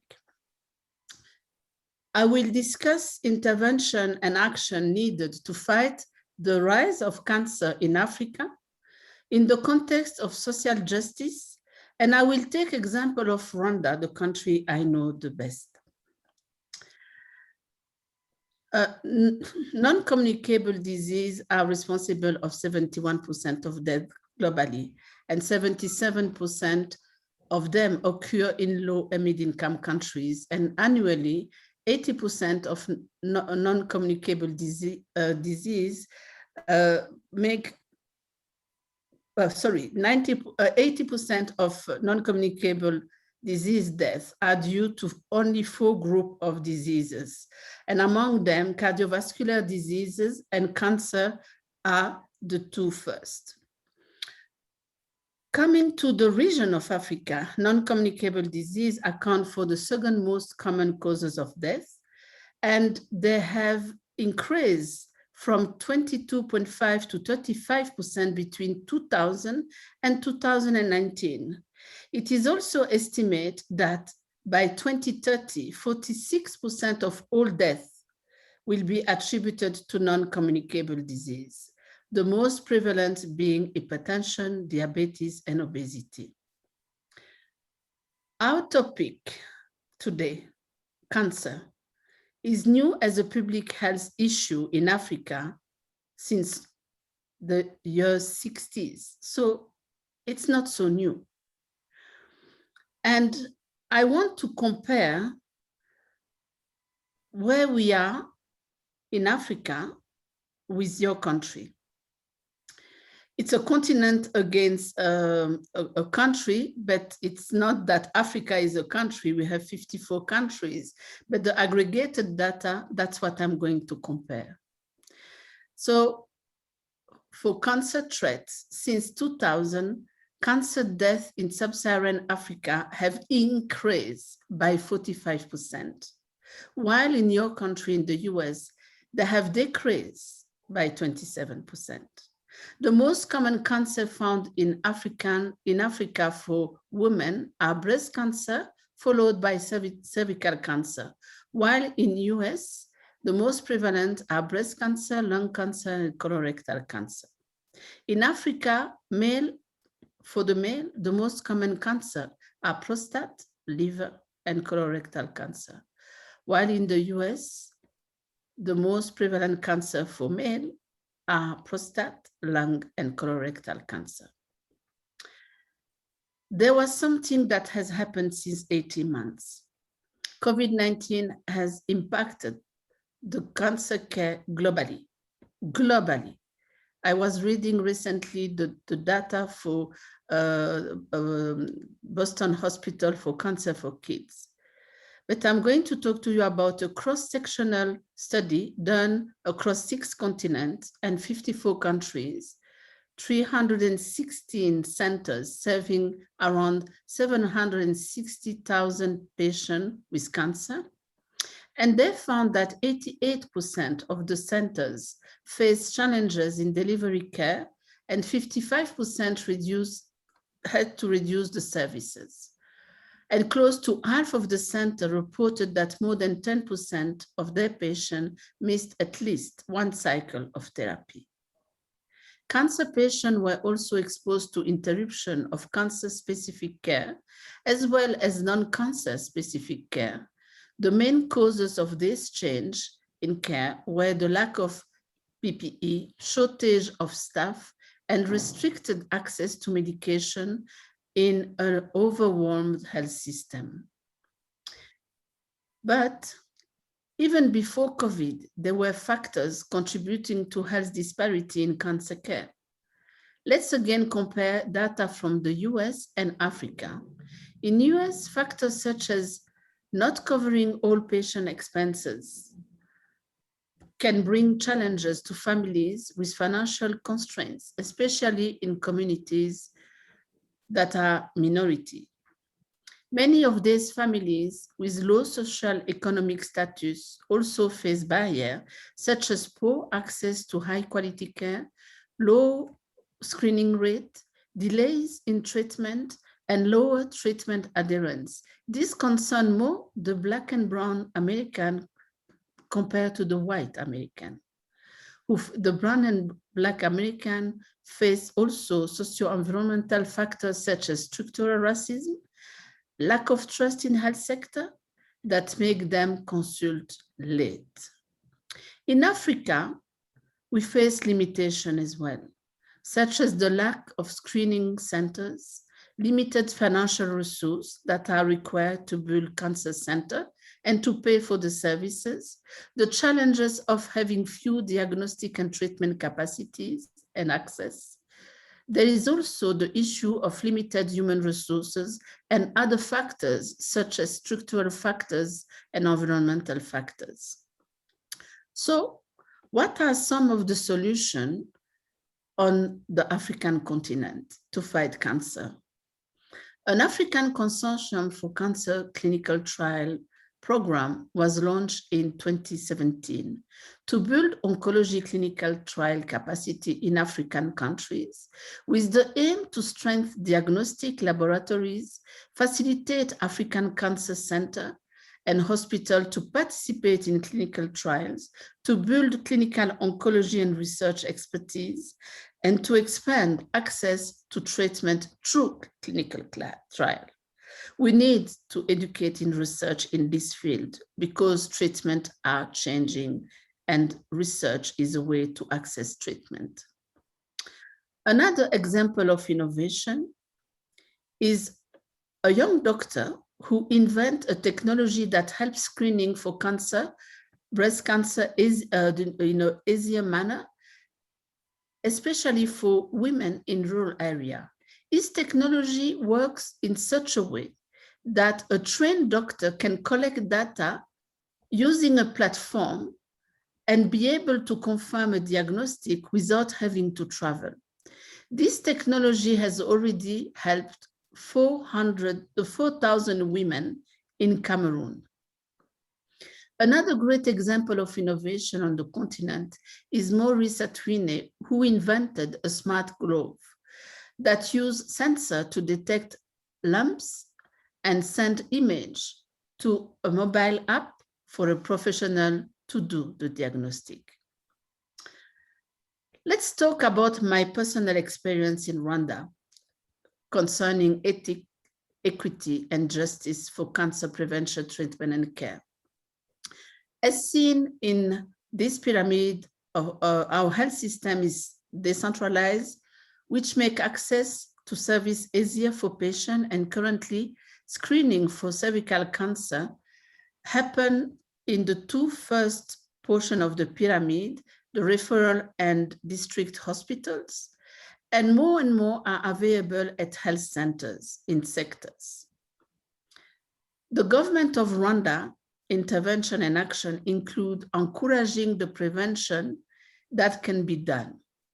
I want to insist on what the government of Rwanda do because there is no private cancer service in Rwanda. So what prevention can be done? We have very strict laws against tobacco since more than 10 years. We have immunization to fight cervical cancer, which is successful, with 93% of girls aged 12 to 21 years old fully vaccinated against HPV. And for decades, around 97% of infants vaccinated against hepatitis B. There are other initiatives such as all Rwandans are entitled to an annual checkup. It's recommended. There is an awareness campaign because our population are not used to go and see doctors and nurses when they are not sick. And the population who use that are fully covered by the national insurance.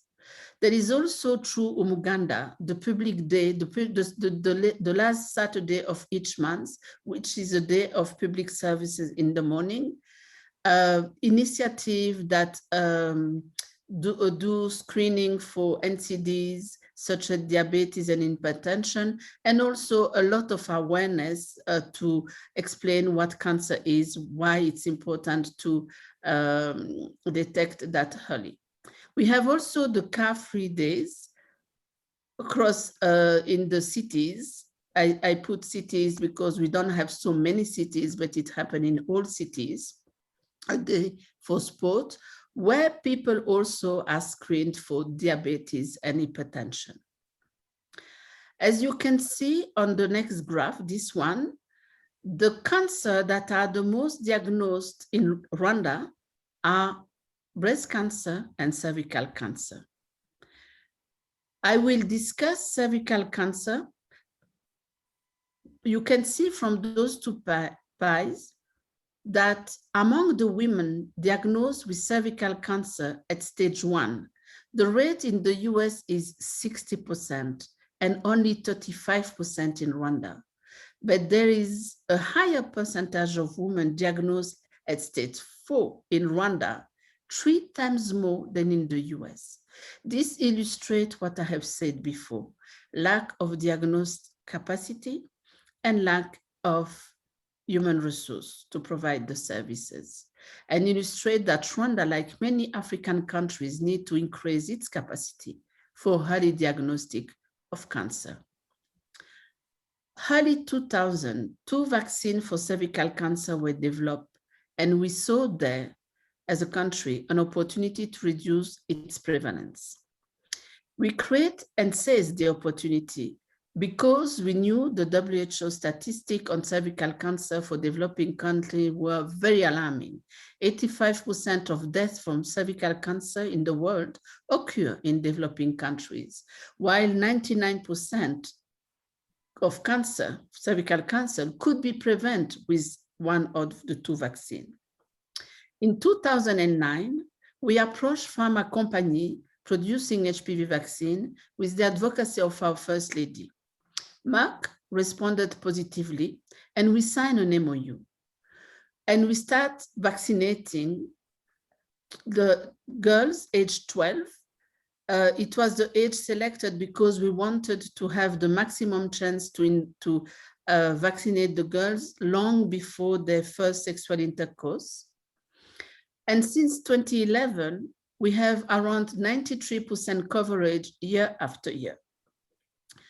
This success is due to several implementation strategies, including multi-sectoral collaboration, or many ministries, health, local government, etc.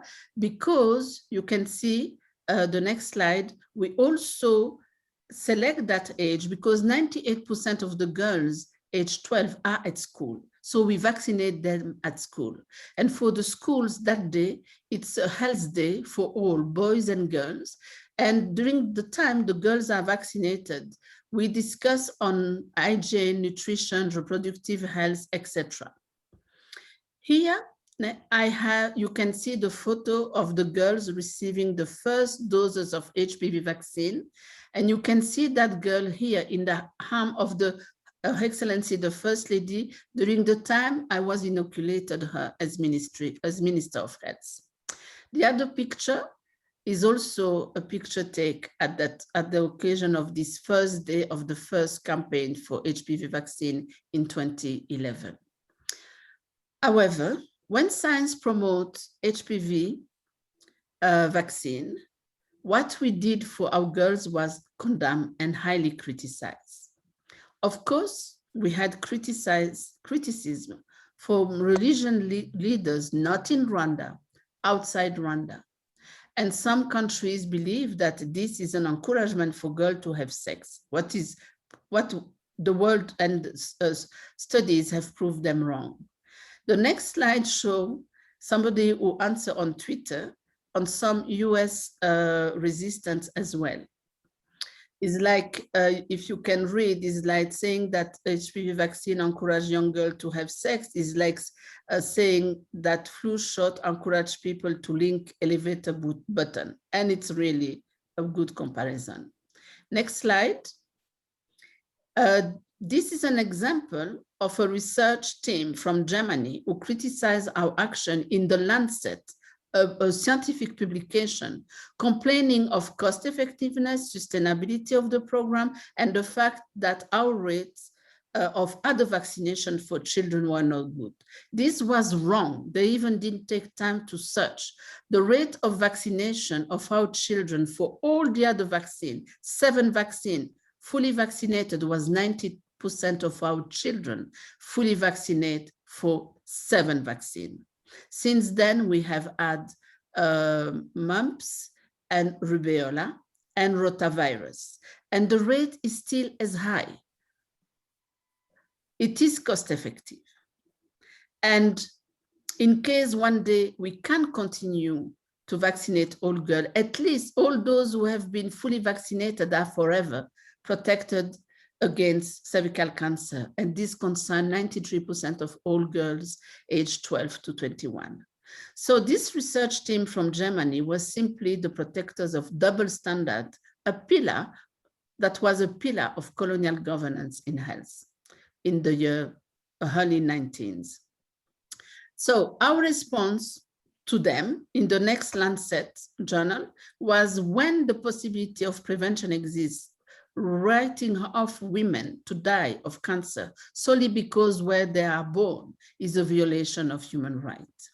And the lesson we learn is that we need to own our health sector, provide service patient-centered where they live, based on science, strengthen our health system with a multi-sectorial and holistic approach, and promote all opportunities such as public-private partnership, but always, always fight for equity.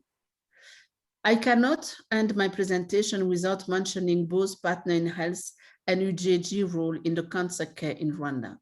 Partner in Health, in collaboration with the Ministry of Health, created 9 years ago a cancer center in the north of the province, which offer different care services for cancer, including chemotherapy, surgery, and other services, all for free. More need to be done. We are still far. We don't have enough for 12 million inhabitants. But during COVID-19, UJG we avail our vehicle, our transport to bring the people for care because of the lockdown. They had problem to go and get their care in Rwanda, like many places in the world. And because we never stop, we keep all our students on campus. We had vehicle available during that period. Now you can see this is the hospital, built by the Partner in Health with the support of the next slide, the government of Rwanda. It is Butaro District Hospital.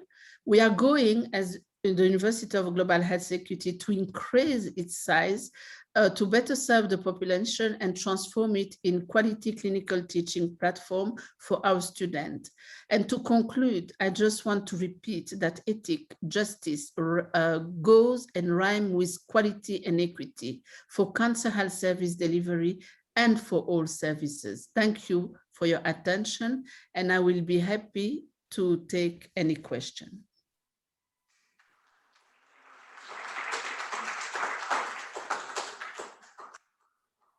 Thank you very much for that excellent presentation, and we will take questions at the end when the other speakers have concluded. So our next speaker is Rangaswamy Sankaran Arayanan, who is a senior medical advisor at RTI International, Delhi, India, where he is responsible for the overall strategy and functioning of the health division, which involves carving out a roadmap for health practice in India.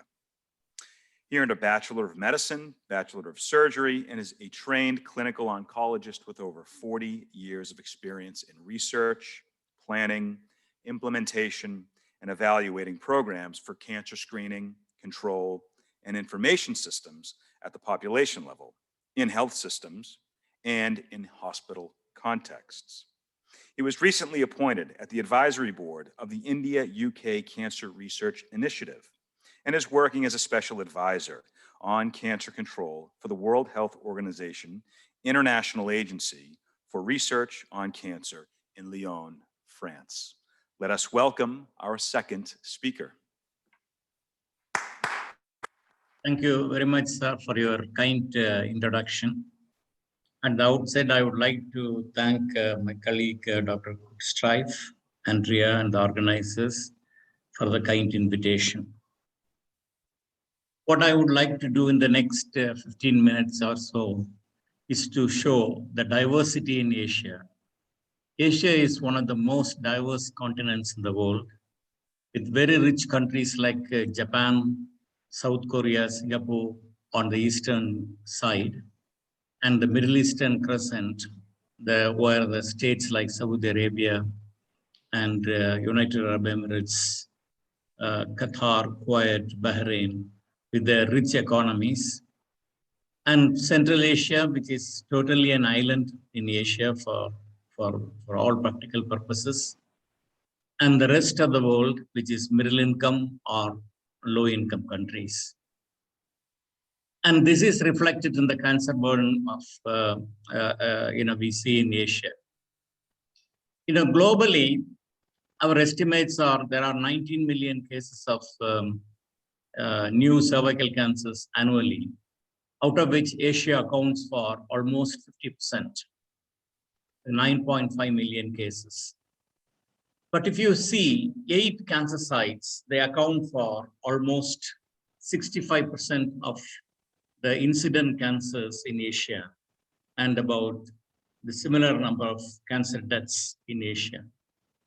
So focusing our efforts in preventing, early detecting, and controlling these illnesses will have a major impact, not only on the cancer burden in Asia, but also globally, given the fact that Asia is the most populous continent and with the lion's share of the cancer burden in the world. So we have breast cancer, the #1 cancer in Asia, with 1 million patients a year, new patients. Lung cancer, around 1.3 million. Large bowel cancer is increasing with 1 million cases. Prostate, about 400,000. Stomach, about 800,000. Liver cancer, about 700,000. Asia is the capital of liver cancer in the world, particularly East Asia. And uterine cervical cancer, Asia accounts for almost 2/3 of the cases, with 400,000 new cases a year. So I would like to focus on some of these selected cancers and then make some general remarks about how we can manage the emerging cancer burden in Asia.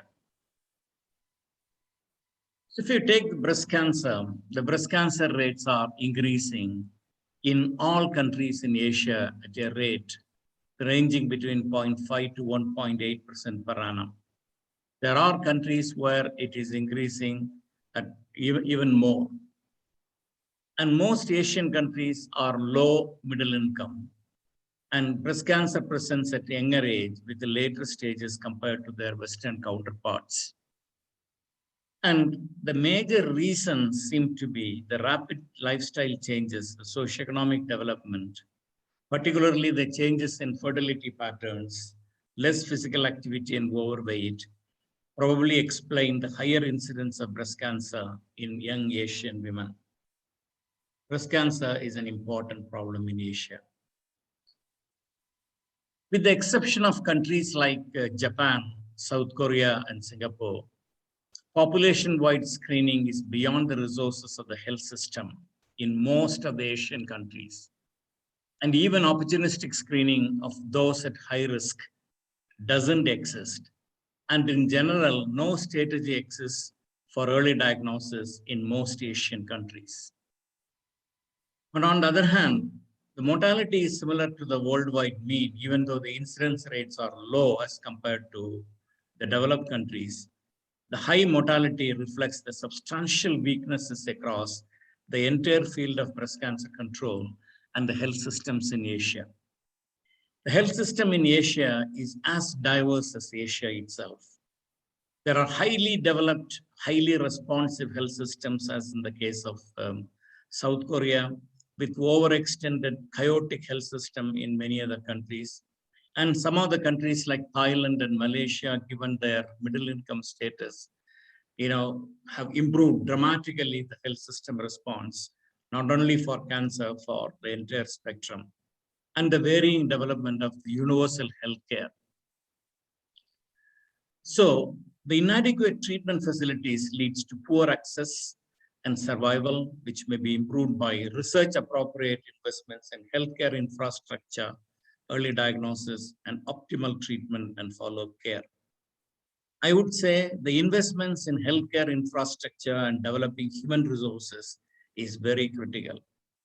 Take the example of the Middle Eastern crescent, the rich countries like Saudi Arabia, United Arab Emirates. The health systems are entirely, almost entirely run by expatriate manpower. They have the money, but do not have the sufficient manpower. And many of the low-income countries and low-middle-income countries in Asia have poor healthcare infrastructure and very limited trained human resources. So Asia needs a multifaceted, integrated response rather than focus on one or more, few more specific interventions, not only for breast cancer, but cancer in general. I would like to take the example of one country which has done really well in breast cancer control. South Korea has a 5-year relative survival rate now currently around 95%, which is the best in Asia. And 80% of the breast cancers are diagnosed less than 2 centimeters without regional node involvement. This is remarkable.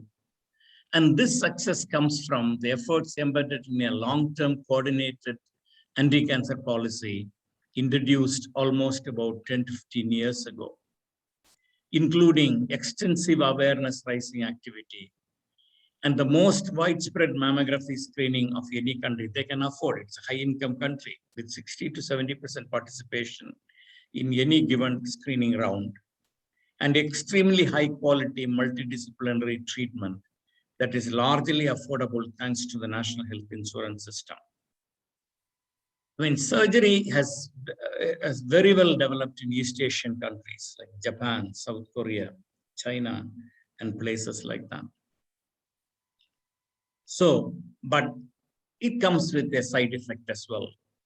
The extensive utility of ultrasonography as part of an adjunctive assessment in breast cancer screening has also led to an overdiagnosis of thyroid cancer, with the net effect that thyroid cancer became #1 cancer in South Korea for several years, mostly picking up this very indolent papillary carcinoma of the thyroid. It took some time for the authorities to take notice of this, and they are now instituting remedial measures This is the importance of proper data collection, cancer registration, which shows the trends in the country on various cancers.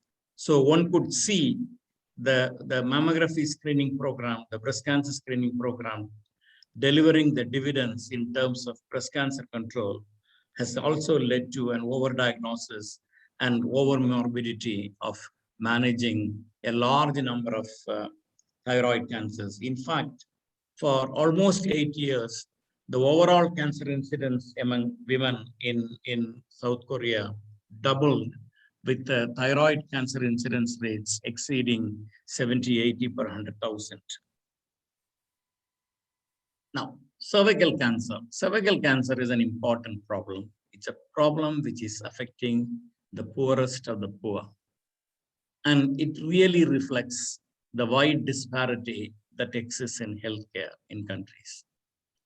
And in a revolutionary move, WHO has called for global elimination of cervical cancer using a 90-70-90% policy focusing on vaccinating 90% of the girls by the age of 15 years with 2 doses of Hpv vaccine, and 70% of the women at the ages of 35 and 45 screened with a highly precision test, which the WHO is now saying Hpv testing. And 90% of the women detected with precancerous lesions and invasive cancer are managed and treated. Whereas the management of pre-invasive cancer requires outpatient treatments with very simple forms of treatment like thermal coagulation or cryotherapy or loop electrosurgical excision procedure.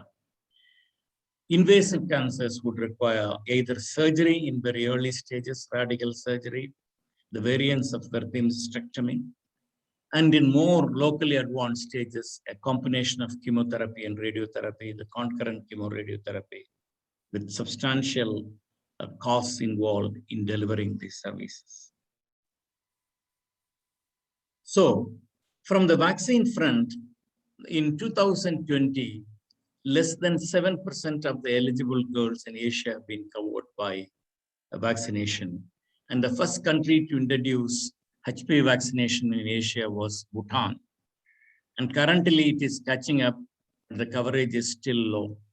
And large countries like China, India, Indonesia, are probably countries which will make an enormous difference in cancer burden, provided Hpv vaccination becomes part of the extended immunization program. There are some good news in the corner. The vaccine costs are a major problem because, you cannot always depending upon donors to provide vaccines.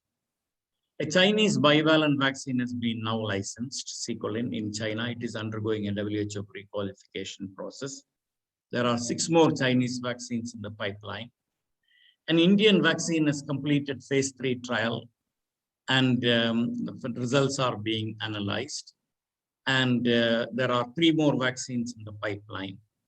And the COVID situation actually delayed the licensing of the Indian vaccine.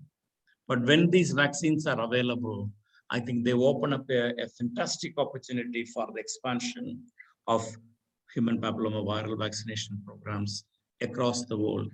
This is just to show over the last 10 years, thanks to the efforts by the World Health Organization regional office in New Delhi and constant advocacy by professional societies and things like that, a number of countries like Maldives, Sri Lanka, Myanmar, Thailand have introduced Hpv vaccination program, and others are waiting.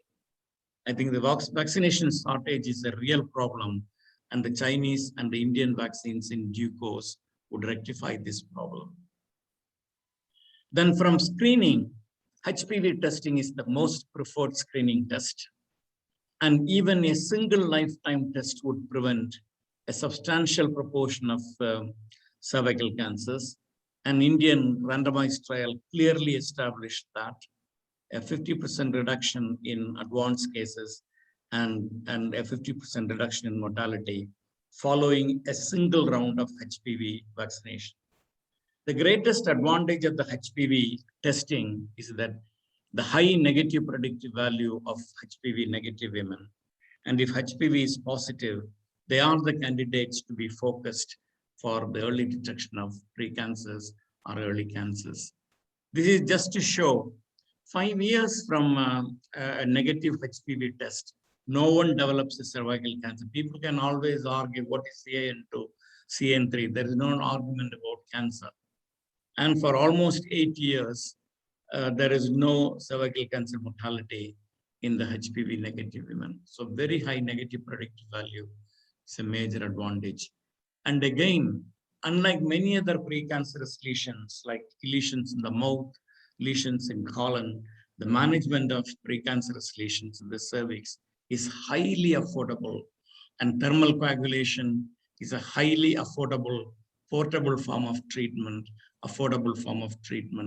and very quick, like takes about 20-30 seconds for delivering the treatment. And it can be easily moved around because there are handheld apparatuses at the moment available.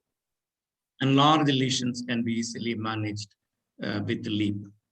But management of invasive cancer requires surgical skills, gynecology, oncology, surgical skills, and then an establishment of radiotherapy and chemotherapy for concurrent chemoradiation. Now coming to colorectal cancer. Breast cancer increases, colorectal cancer follows suit. In fact, in Asia, colorectal cancer is also increasing at a rate of around 0.5 to 1% per annum.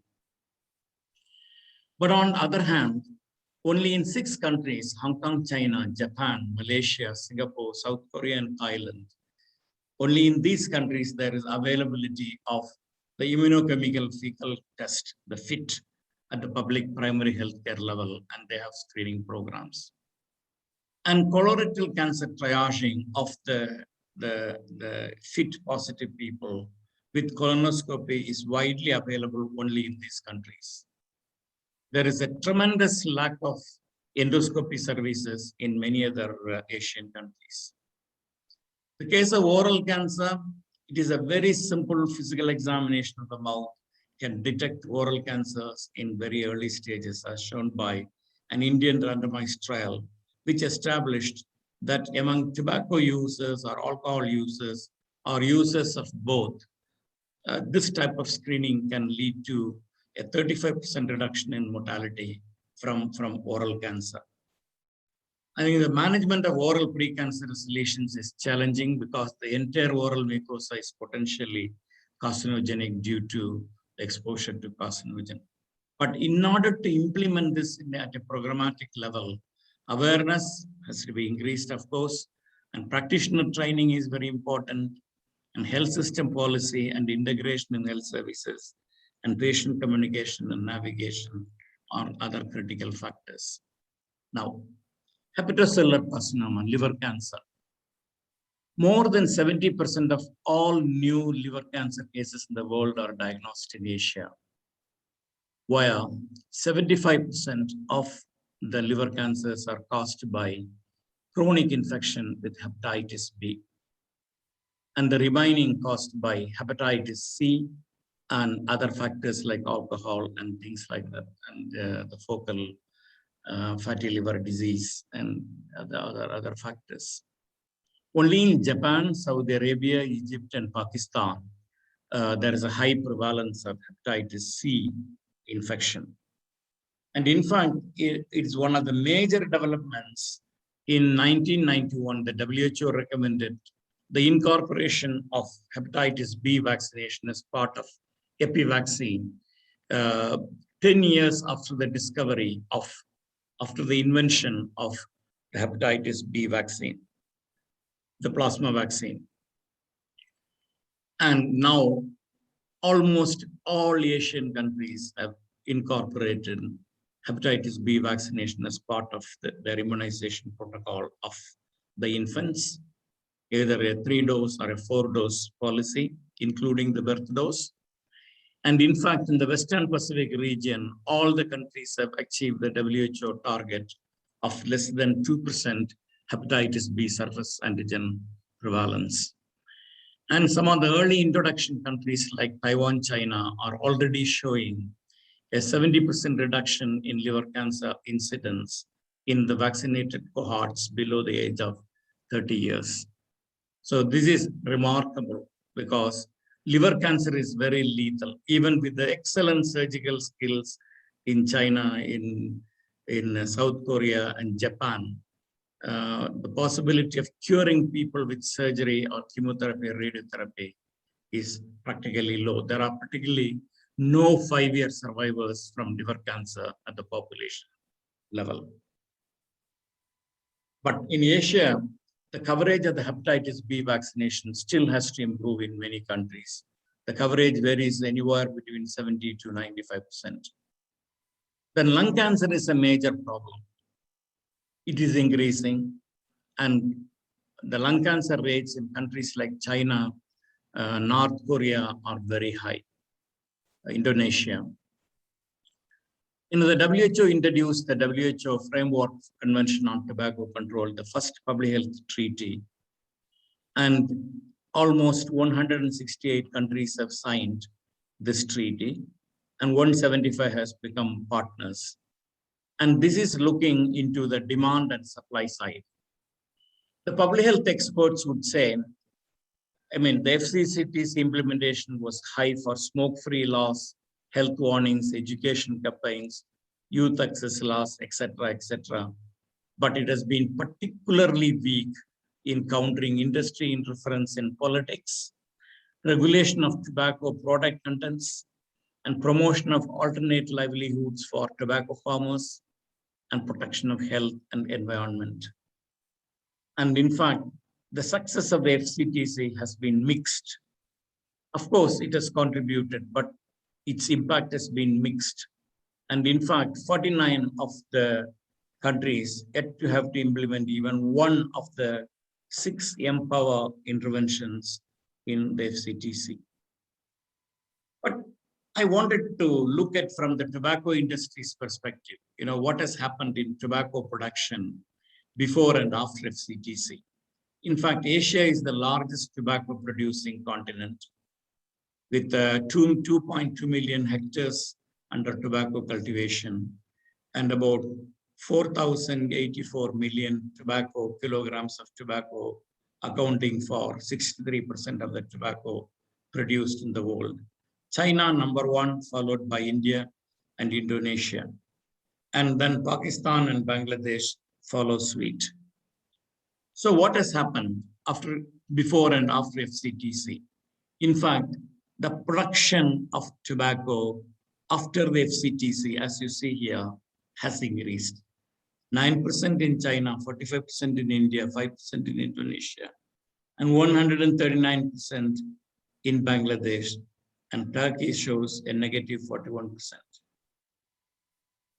This is what the tobacco industry products. So the tobacco production in Asia is emerging as a major driving factor for the growth of tobacco utilization in the world. And the growing trends of tobacco production is evident in Asia, though the rate of increase may vary from country to country. So this needs urgent attention, how to wean off people from tobacco farming. So overall now, excess cancer mortality is a major concern for the low middle income countries. I have 2 more slides, sir. I will stop there. And most cancer programs are not comprehensive, lack financing, implementation, monitoring, and evaluation. They should strengthen the prevention and early detection aspects and addressing policies for healthier frameworks for life.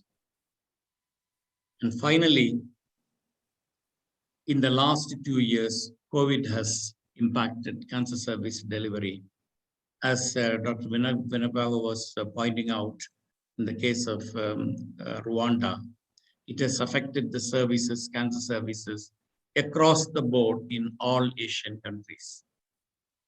And many countries grapple with cancer care because where all tertiary cancer care centers and inpatient hospices were converted into COVID hospitals. Of course, this is reversing, And this will have a telling effect on mortality in the next few years because of the impact of COVID on cancer services. So Asia is diverse. The cancer is diverse in Asia. The response should be diverse, but it should be focused. And there is a tremendous need to for investments in infrastructure and human resources. Thank you.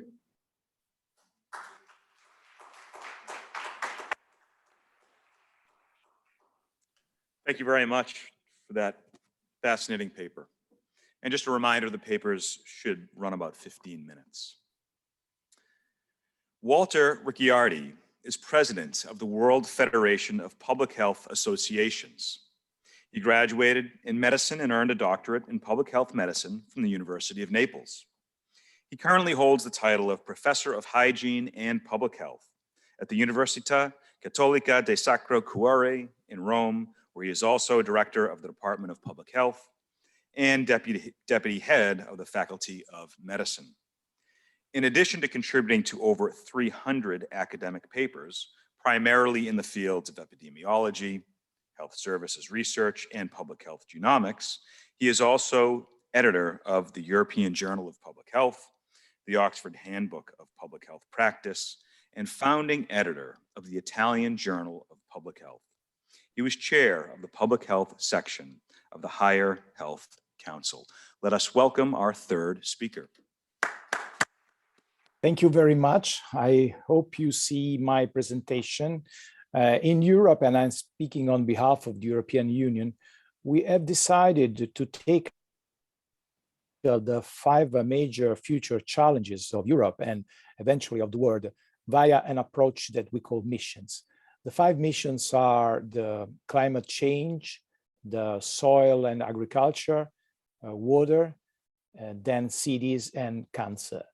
And why is that? Because missions provide a solution, an opportunity, and an approach to address the numerous challenges that people face in their lives. And we have decided, after careful examination, to give direction to European research and innovation in solving society's pressing challenges and produce tangible results, but also to involve citizens and stakeholders more closely in setting research priorities, but not only, which will lead to equal access for everyone in Europe to the best of European innovation research, resources, and global know-how.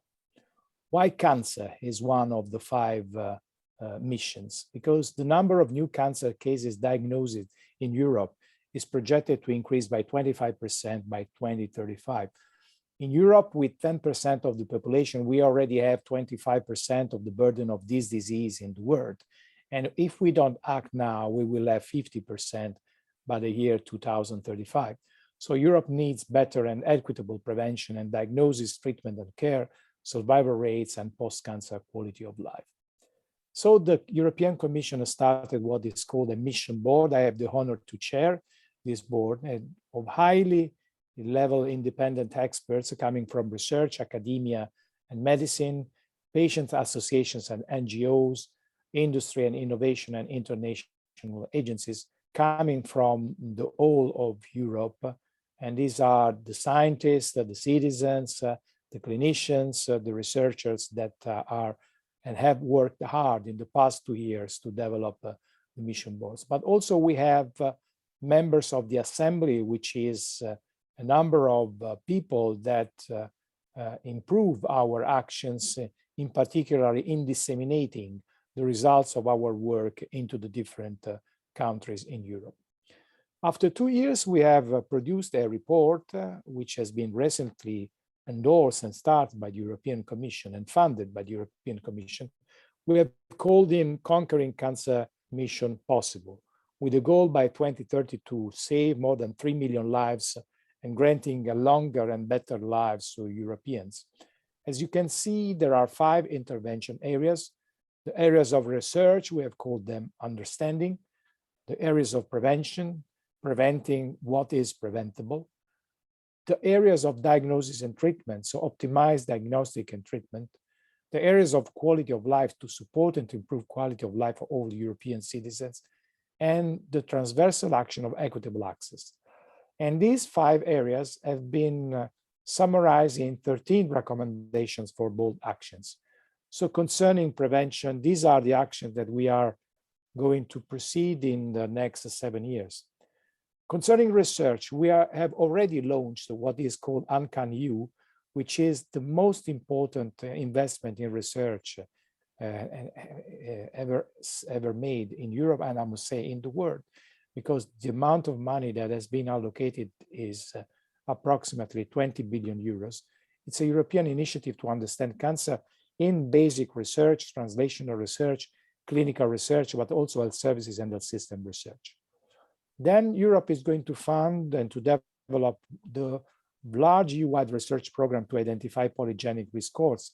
5,000 genomes for each member state will be analyzed in order to understand better how we can predict cancer and how we can transform the information that we have from decoding genomes in something that is concrete in predicting and preventing cancer. Then concerning prevention is the support of the development and implementation of effective cancer prevention strategies and policies within member states and the EU.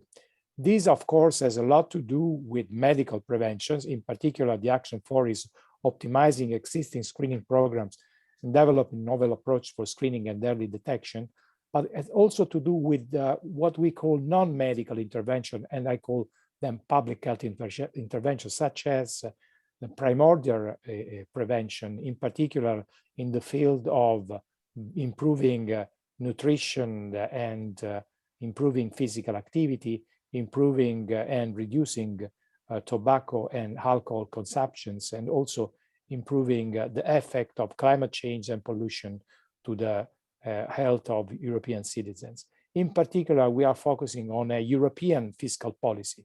You know, so far, Europe doesn't have a unique fiscal policy. That leads, for instance, to competition in some countries for taxation of tobacco and alcohol. We want a unified version of these fiscal policies in order for the European citizen to be equally approached concerning this general strategy of prevention. Concerning diagnosis and treatment, we want to advance and implement personalized medicine approach for all cancer patients in Europe and to develop a EU-wide research programs on early diagnostic and minimal invasive treatment technology. And in particular, to develop that, we want to develop a wide research program to support and to improve the quality of life of cancer patients and survivors, family members and carers, and all persons with an increased risk of cancer. And we want to do that in a new way. We are going to create a European Cancer Patient Digital Center where cancer patients and survivors can deposit and share their data for personalized care.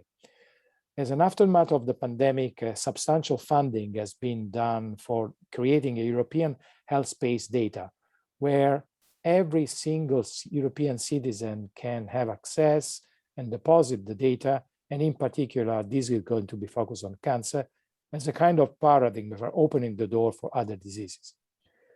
Action 9 and 10 are related to achieving a better cancer health equity in the EU across the continuum of the disease. There are incredible inequalities and wide variation in Europe. Just to give you an idea, in 2003, the Council of Europe approved the standard guidelines for the screening in breast and cervical cancer. Up to now, these are not yet implemented in all member states. This means that some countries are effectively preventing this kind of cancer and some others are lagging behind. And also we want to make that every single European that has cancer is treated in what we call the comprehensive cancer infrastructure. That means that we know that where research is carried out, care is better, and we want that every single institution taking care of cancer is characterized by producing research or at least using the best possible research produced worldwide. And there are some cross-cutting transversal action. First is the childhood cancer and cancer in adolescents and young adults. We want to develop a specific program for them because we want to cure more and better. And also we want to improve the collaboration between the public and private sector, accelerating innovation and implementation of new technologies, creating together with industry. For the first time, as I said, the program was co-created with citizens and with industry. And we want to create oncology-focused living labs where public and private sector work together, a little bit as we're done with the pandemic to conquer cancer. And last but not least, we have to transform the cancer culture. We have to improve communication and capacity building, and educational and training program for different stakeholders will be developed. I am happy to say that just a few days ago, the Commission launched officially the EU missions, funded them. These, as I said, are new innovative way to work together and to improve the lives of people in Europe and beyond. And this is just the starting of a mission which we believe is possible. Again, I just remember climate change, water, soil, urban health and urban cities, and cancer. And I'm very optimistic that we can work with all countries in the world to improve and to make conquering cancer a mission possible, not only for Europe, but for the world as a whole. Thank you very much for your attention.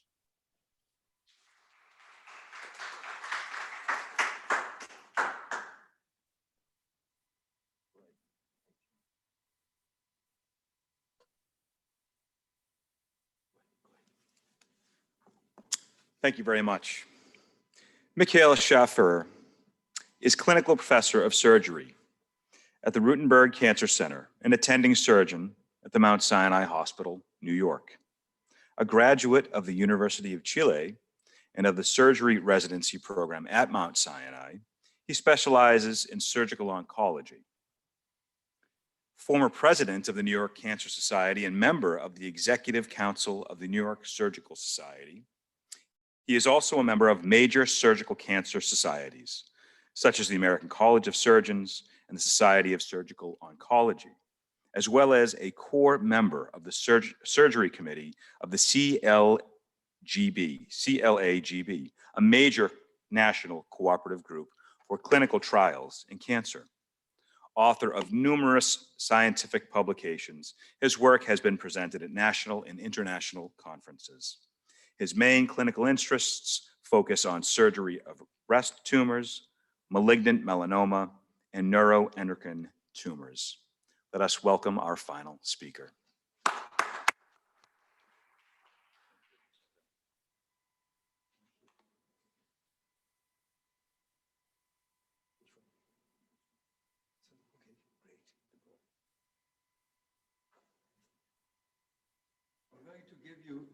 I'm going to speak loud.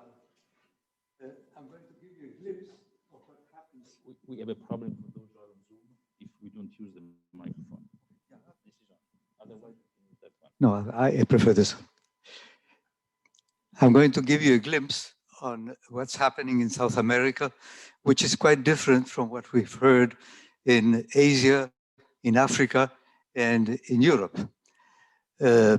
I have traveled to Latin America on multiple occasions, part as a master's in public health that Dr. Landrigan sponsored me to do, and I thank him for the invitation.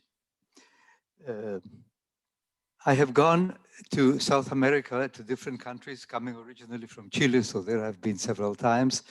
But I've gone on surgical volunteering missions to different countries and to teaching missions in Colombia and Paraguay for ASCO, the American Society of Clinical Oncology.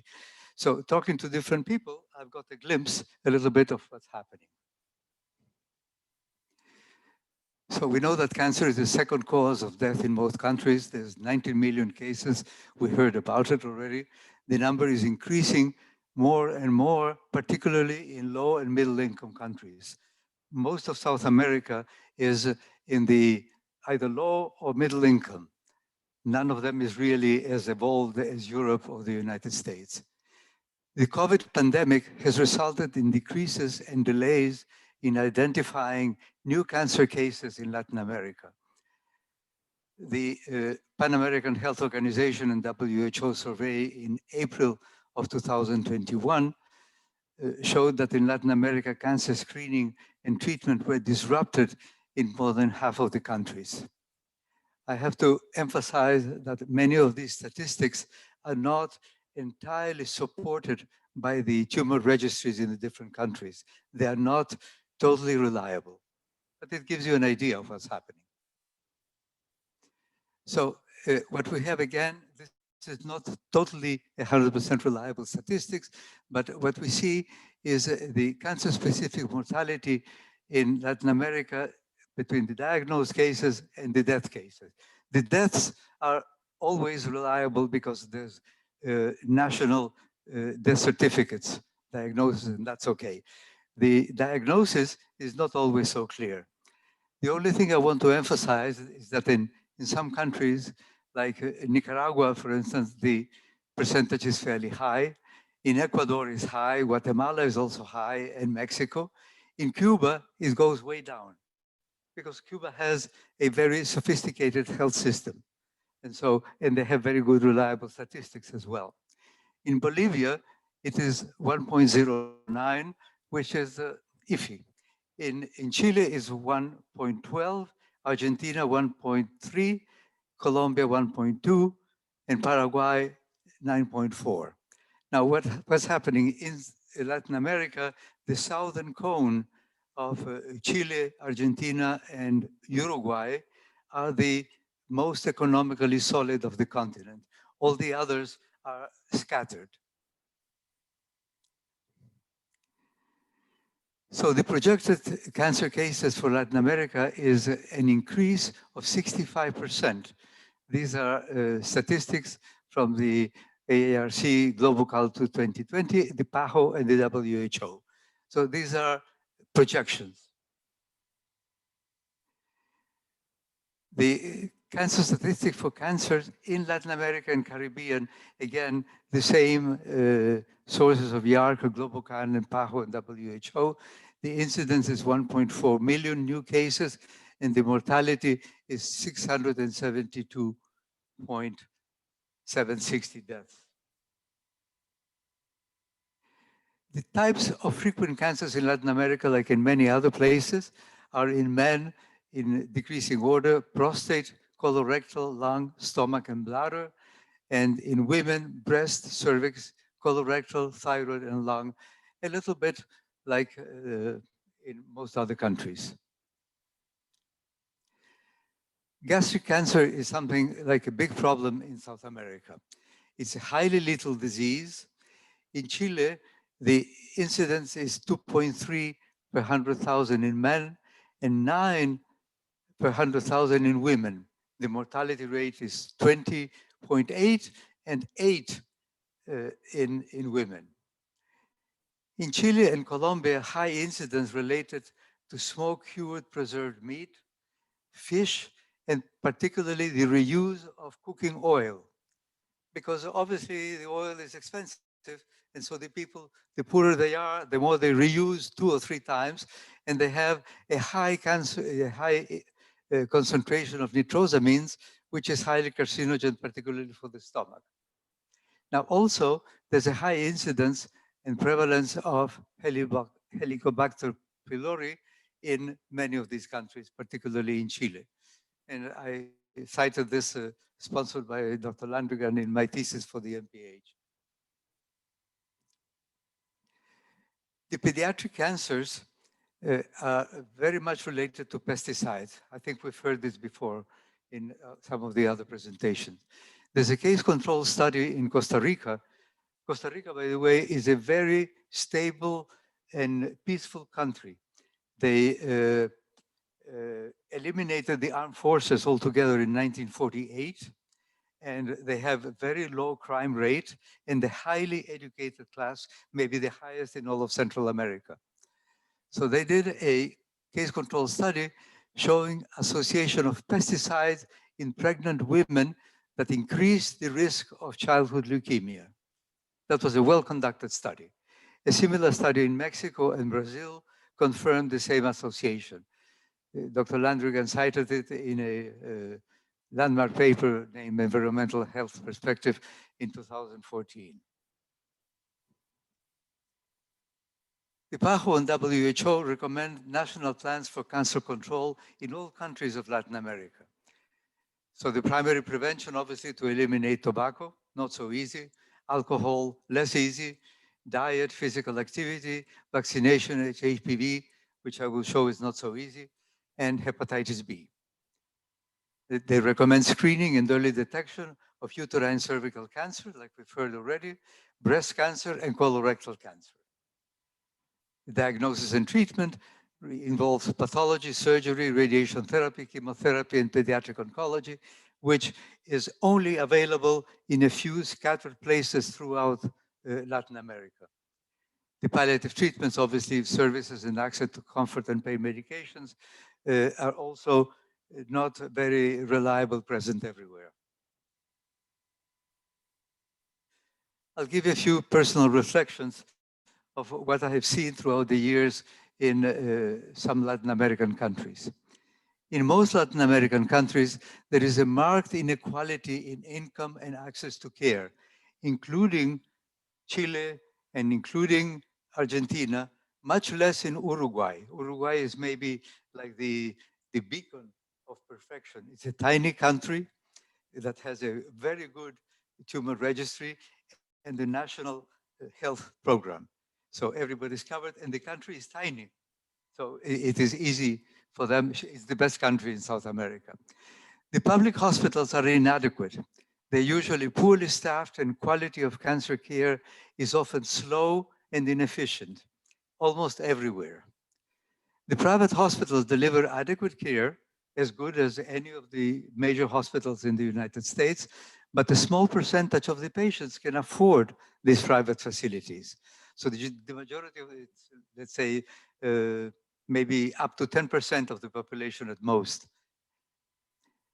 Bolivia has a health law that covers all maternal child care till the age of 5, free of cost, and to all adults after the age of 50.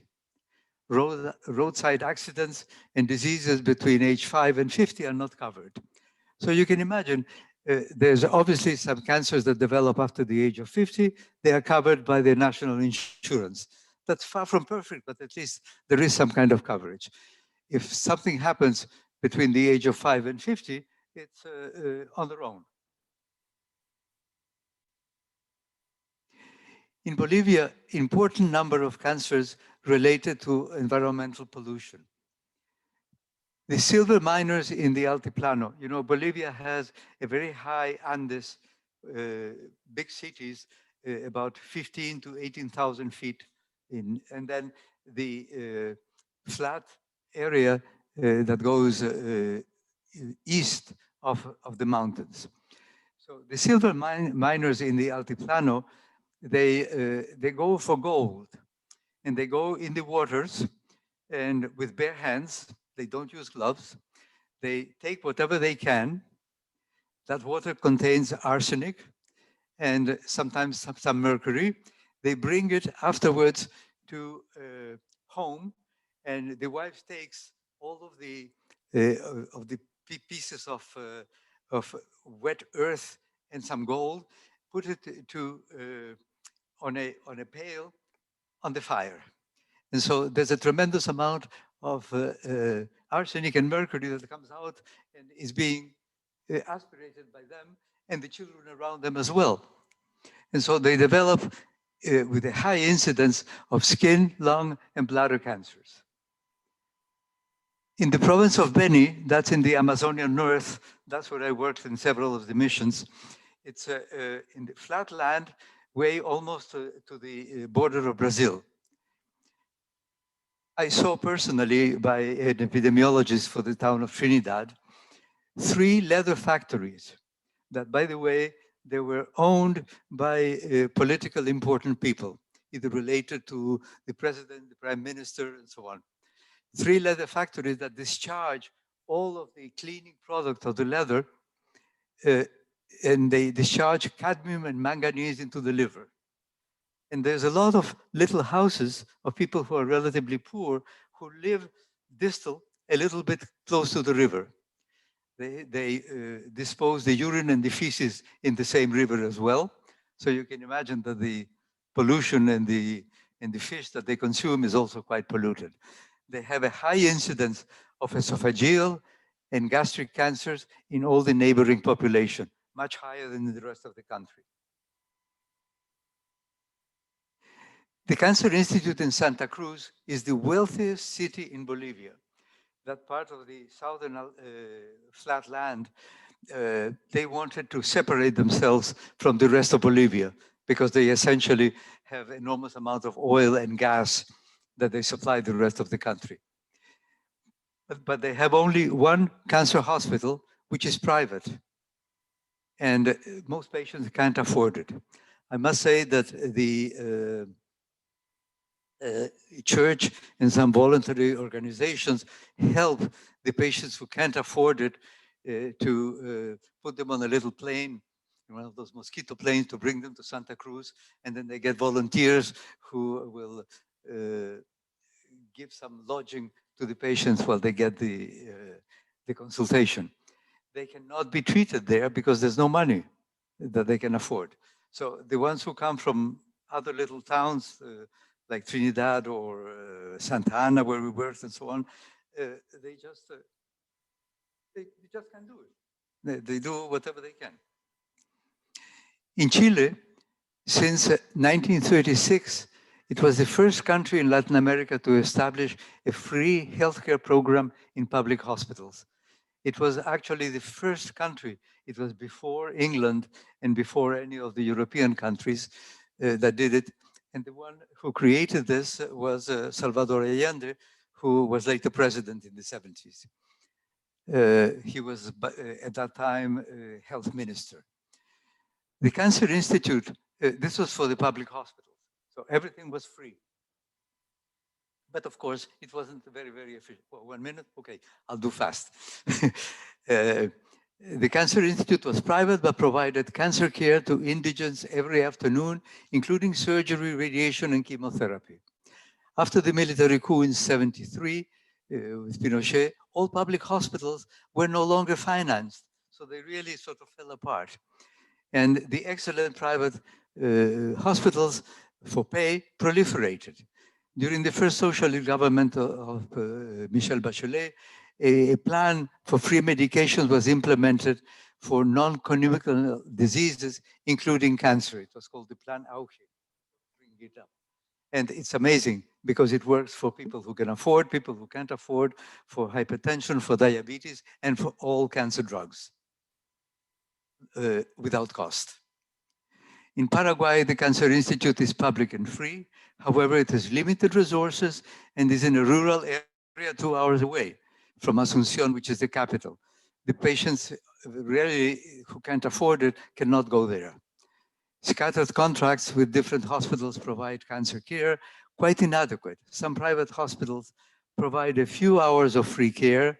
A recent law was passed by Congress to develop a comprehensive cancer program, and I think that's in progress. In Uruguay, as I mentioned, has the most developed social program. Cancer care is at low cost or free in many instances. In Cuba, all care is free, including cancer.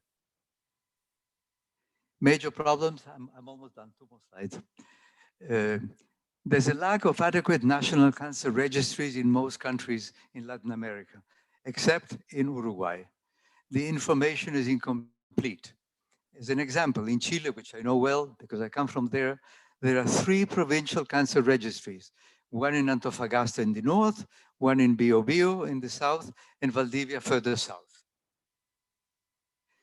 The conclusion is that Latin America sees an increased incidence of many cancers. Many are preventable. The tobacco use for obviously head and neck and lung cancers, pesticides for the children mainly. HPV vaccinations is a problem because there were many attempts to give it to children, both boys and girls, in the public hospitals. But there were many religious organizations of different denominations who proposed that this was going to be a tendency to promiscuity. And so they didn't want to vaccinate either girls or boys. The treatment of Helicobacter pylori, that is being done, and the public health measures are essential, like elimination of arsenic in the water, which was done in the north by a Catholic University researcher. Education of HPV vaccine in adolescents is feasible in public schools, but not in the religious schools. And the campaigns for free breast cancer screening exist in certain areas and not in others. That's it.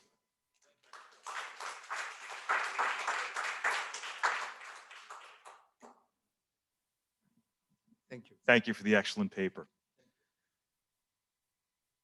So we have time for 3 questions. So I'll start here in the room, and if there are questions on Zoom, we can get those questions as well. Okay, we'll come right here. Yeah, I would like to thank all the 4 speakers for an excellent overview over the continents across the world. And I think most importantly, looking also at Africa and Asia, my question is to Agnes in terms of really strong congratulations to your excellent success in Rwanda. But then I also see that Africa-wide, there is this kind of clinical trial consortium, but there is not an Africa-wide kind of prevention effort on framework convention, tobacco control, vaccination, etc. How can Africa, as in total, learn from your Rwandan experience to export all of this success to the rest of Africa? She's answered. I answer now, I wait. Yes, go ahead. So I just want to say, we have an African Union with a Commission of Health inside, where Minister of Health from all the member states are coming together. We have also a very recent and very active CDC Africa, who has helped the continent very much during the COVID crisis, the current crisis. So I believe through that, and also that's the best way to penetrate immediately all the health sectors of the continent. Did I answer your question? Thank you. Okay. Other questions? If I may make a comment about all that, Yes, please. Rwanda is an exceptionally fantastic example of how they manage many of the problems of public health. The rest of Africa is not the same. I have been in a mission to Liberia, for instance, and there is a total unstructured kind of delivery of care, and an enormous amount of patients who are extremely poor and who can't even afford. We operated in a hospital about 100 kilometers from the capital, and they had no pathology. So I operated on a woman with a breast cancer about this big, and I told the family, listen, we have to send it to pathology to know what it is. There was no pathology in that hospital. She said, I can't afford it. So we ended up giving her the money to get in a taxi cab and take herself the piece of the specimen there. Now, I must say that in that particular hospital, for instance, meaning that they had no pathology, unless somebody really insisted, they put everything outside at the end of the day and burned all the specimens. So it's not Rwanda. Rwanda is an exceptionally good case. And the rest of what I've seen in Africa has not been as encouraging. Well, I think Liberia is a post-conflict with still some conflict inside the country. But I believe that COVID has shown that Africa can come together and improve. So I'm not so pessimistic. However, we need to make our entities more accountable. It's accountability to have made Rwanda what it is.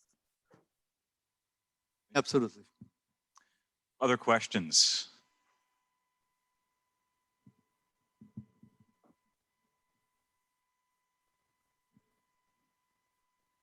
Well, seeing none, I think, is there, you have another one. That's quite all right. Yeah, no, I just didn't want to dominate the questions and answer session, but if nobody else. My second question is to Sankar. First of all, thank you, Sankar. We all need to know it's already Sunday morning, 1 a.m. in where he is. So thank you for being with us, and thank you for your wonderful contribution.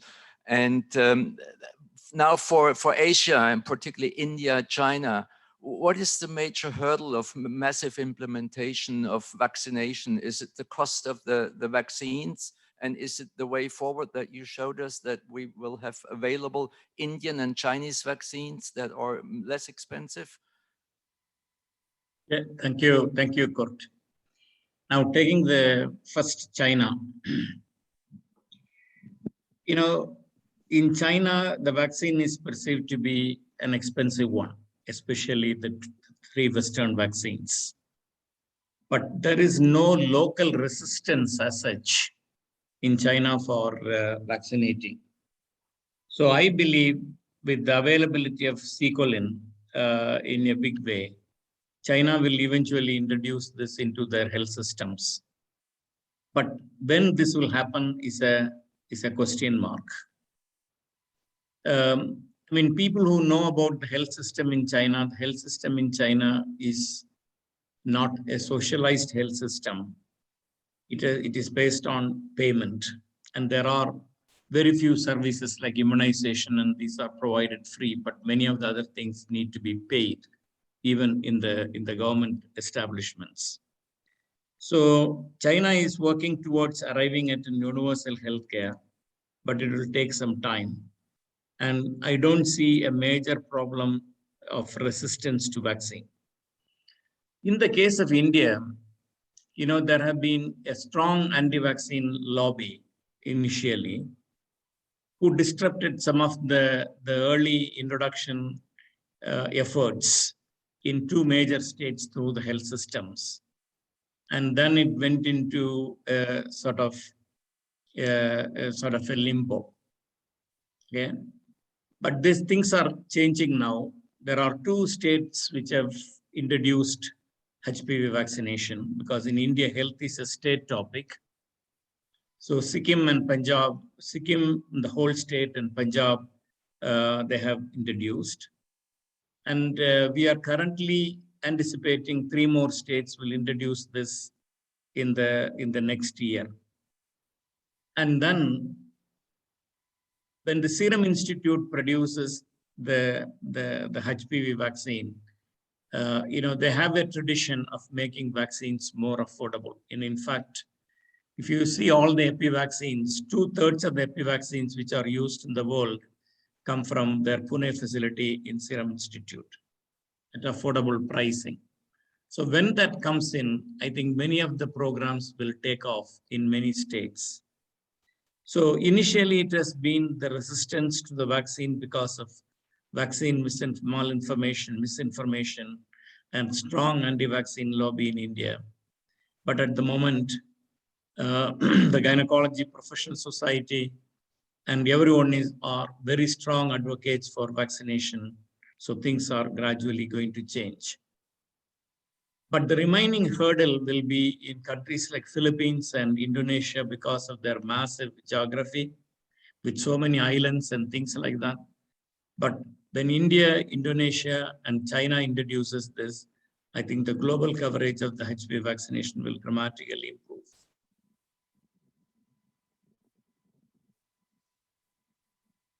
So this is Phil Landrigan. I don't have a question, but because I know most all of the speakers in the session, I've worked with Agnes and visited Rwanda. Walter and I have visited back and forth. I don't have the pleasure of knowing Sankar, but I want to thank all of you, and of course, Mikhail Shaffer, with whom I used to work in New York, for coming together. Many bad things have come out of COVID, but one good thing that's come out of the COVID pandemic is that we can gather people from around the world in a session like this using the magic of Zoom. So many thanks to all of you for sharing your wisdom. I think another thing that we've learned from COVID is that public health lessons go in many directions. They don't simply come from the global north to the global south. They go north to north, south to south, and south to north. For example, those wonderful low-tech, highly effective technologies that Dr. Agnes showed for the early detection of various cancers. So anyway, thanks to all of you. Thanks for sharing your wisdom. Thanks for doing it at 1 in the morning in the case of India. It's about midnight, I think, or 11 in the evening. Rwanda, about 10 in the evening in Central Europe for Walter. So thanks again to all of you. Thank you. Thank you. Thank It was you. a pleasure. Pleasure. Thank you for having us. So it's time for a coffee break. Back at 4:30, please. Thank you. Bye-bye. Bye-bye. Bye-bye. Thank you. Thank you very much.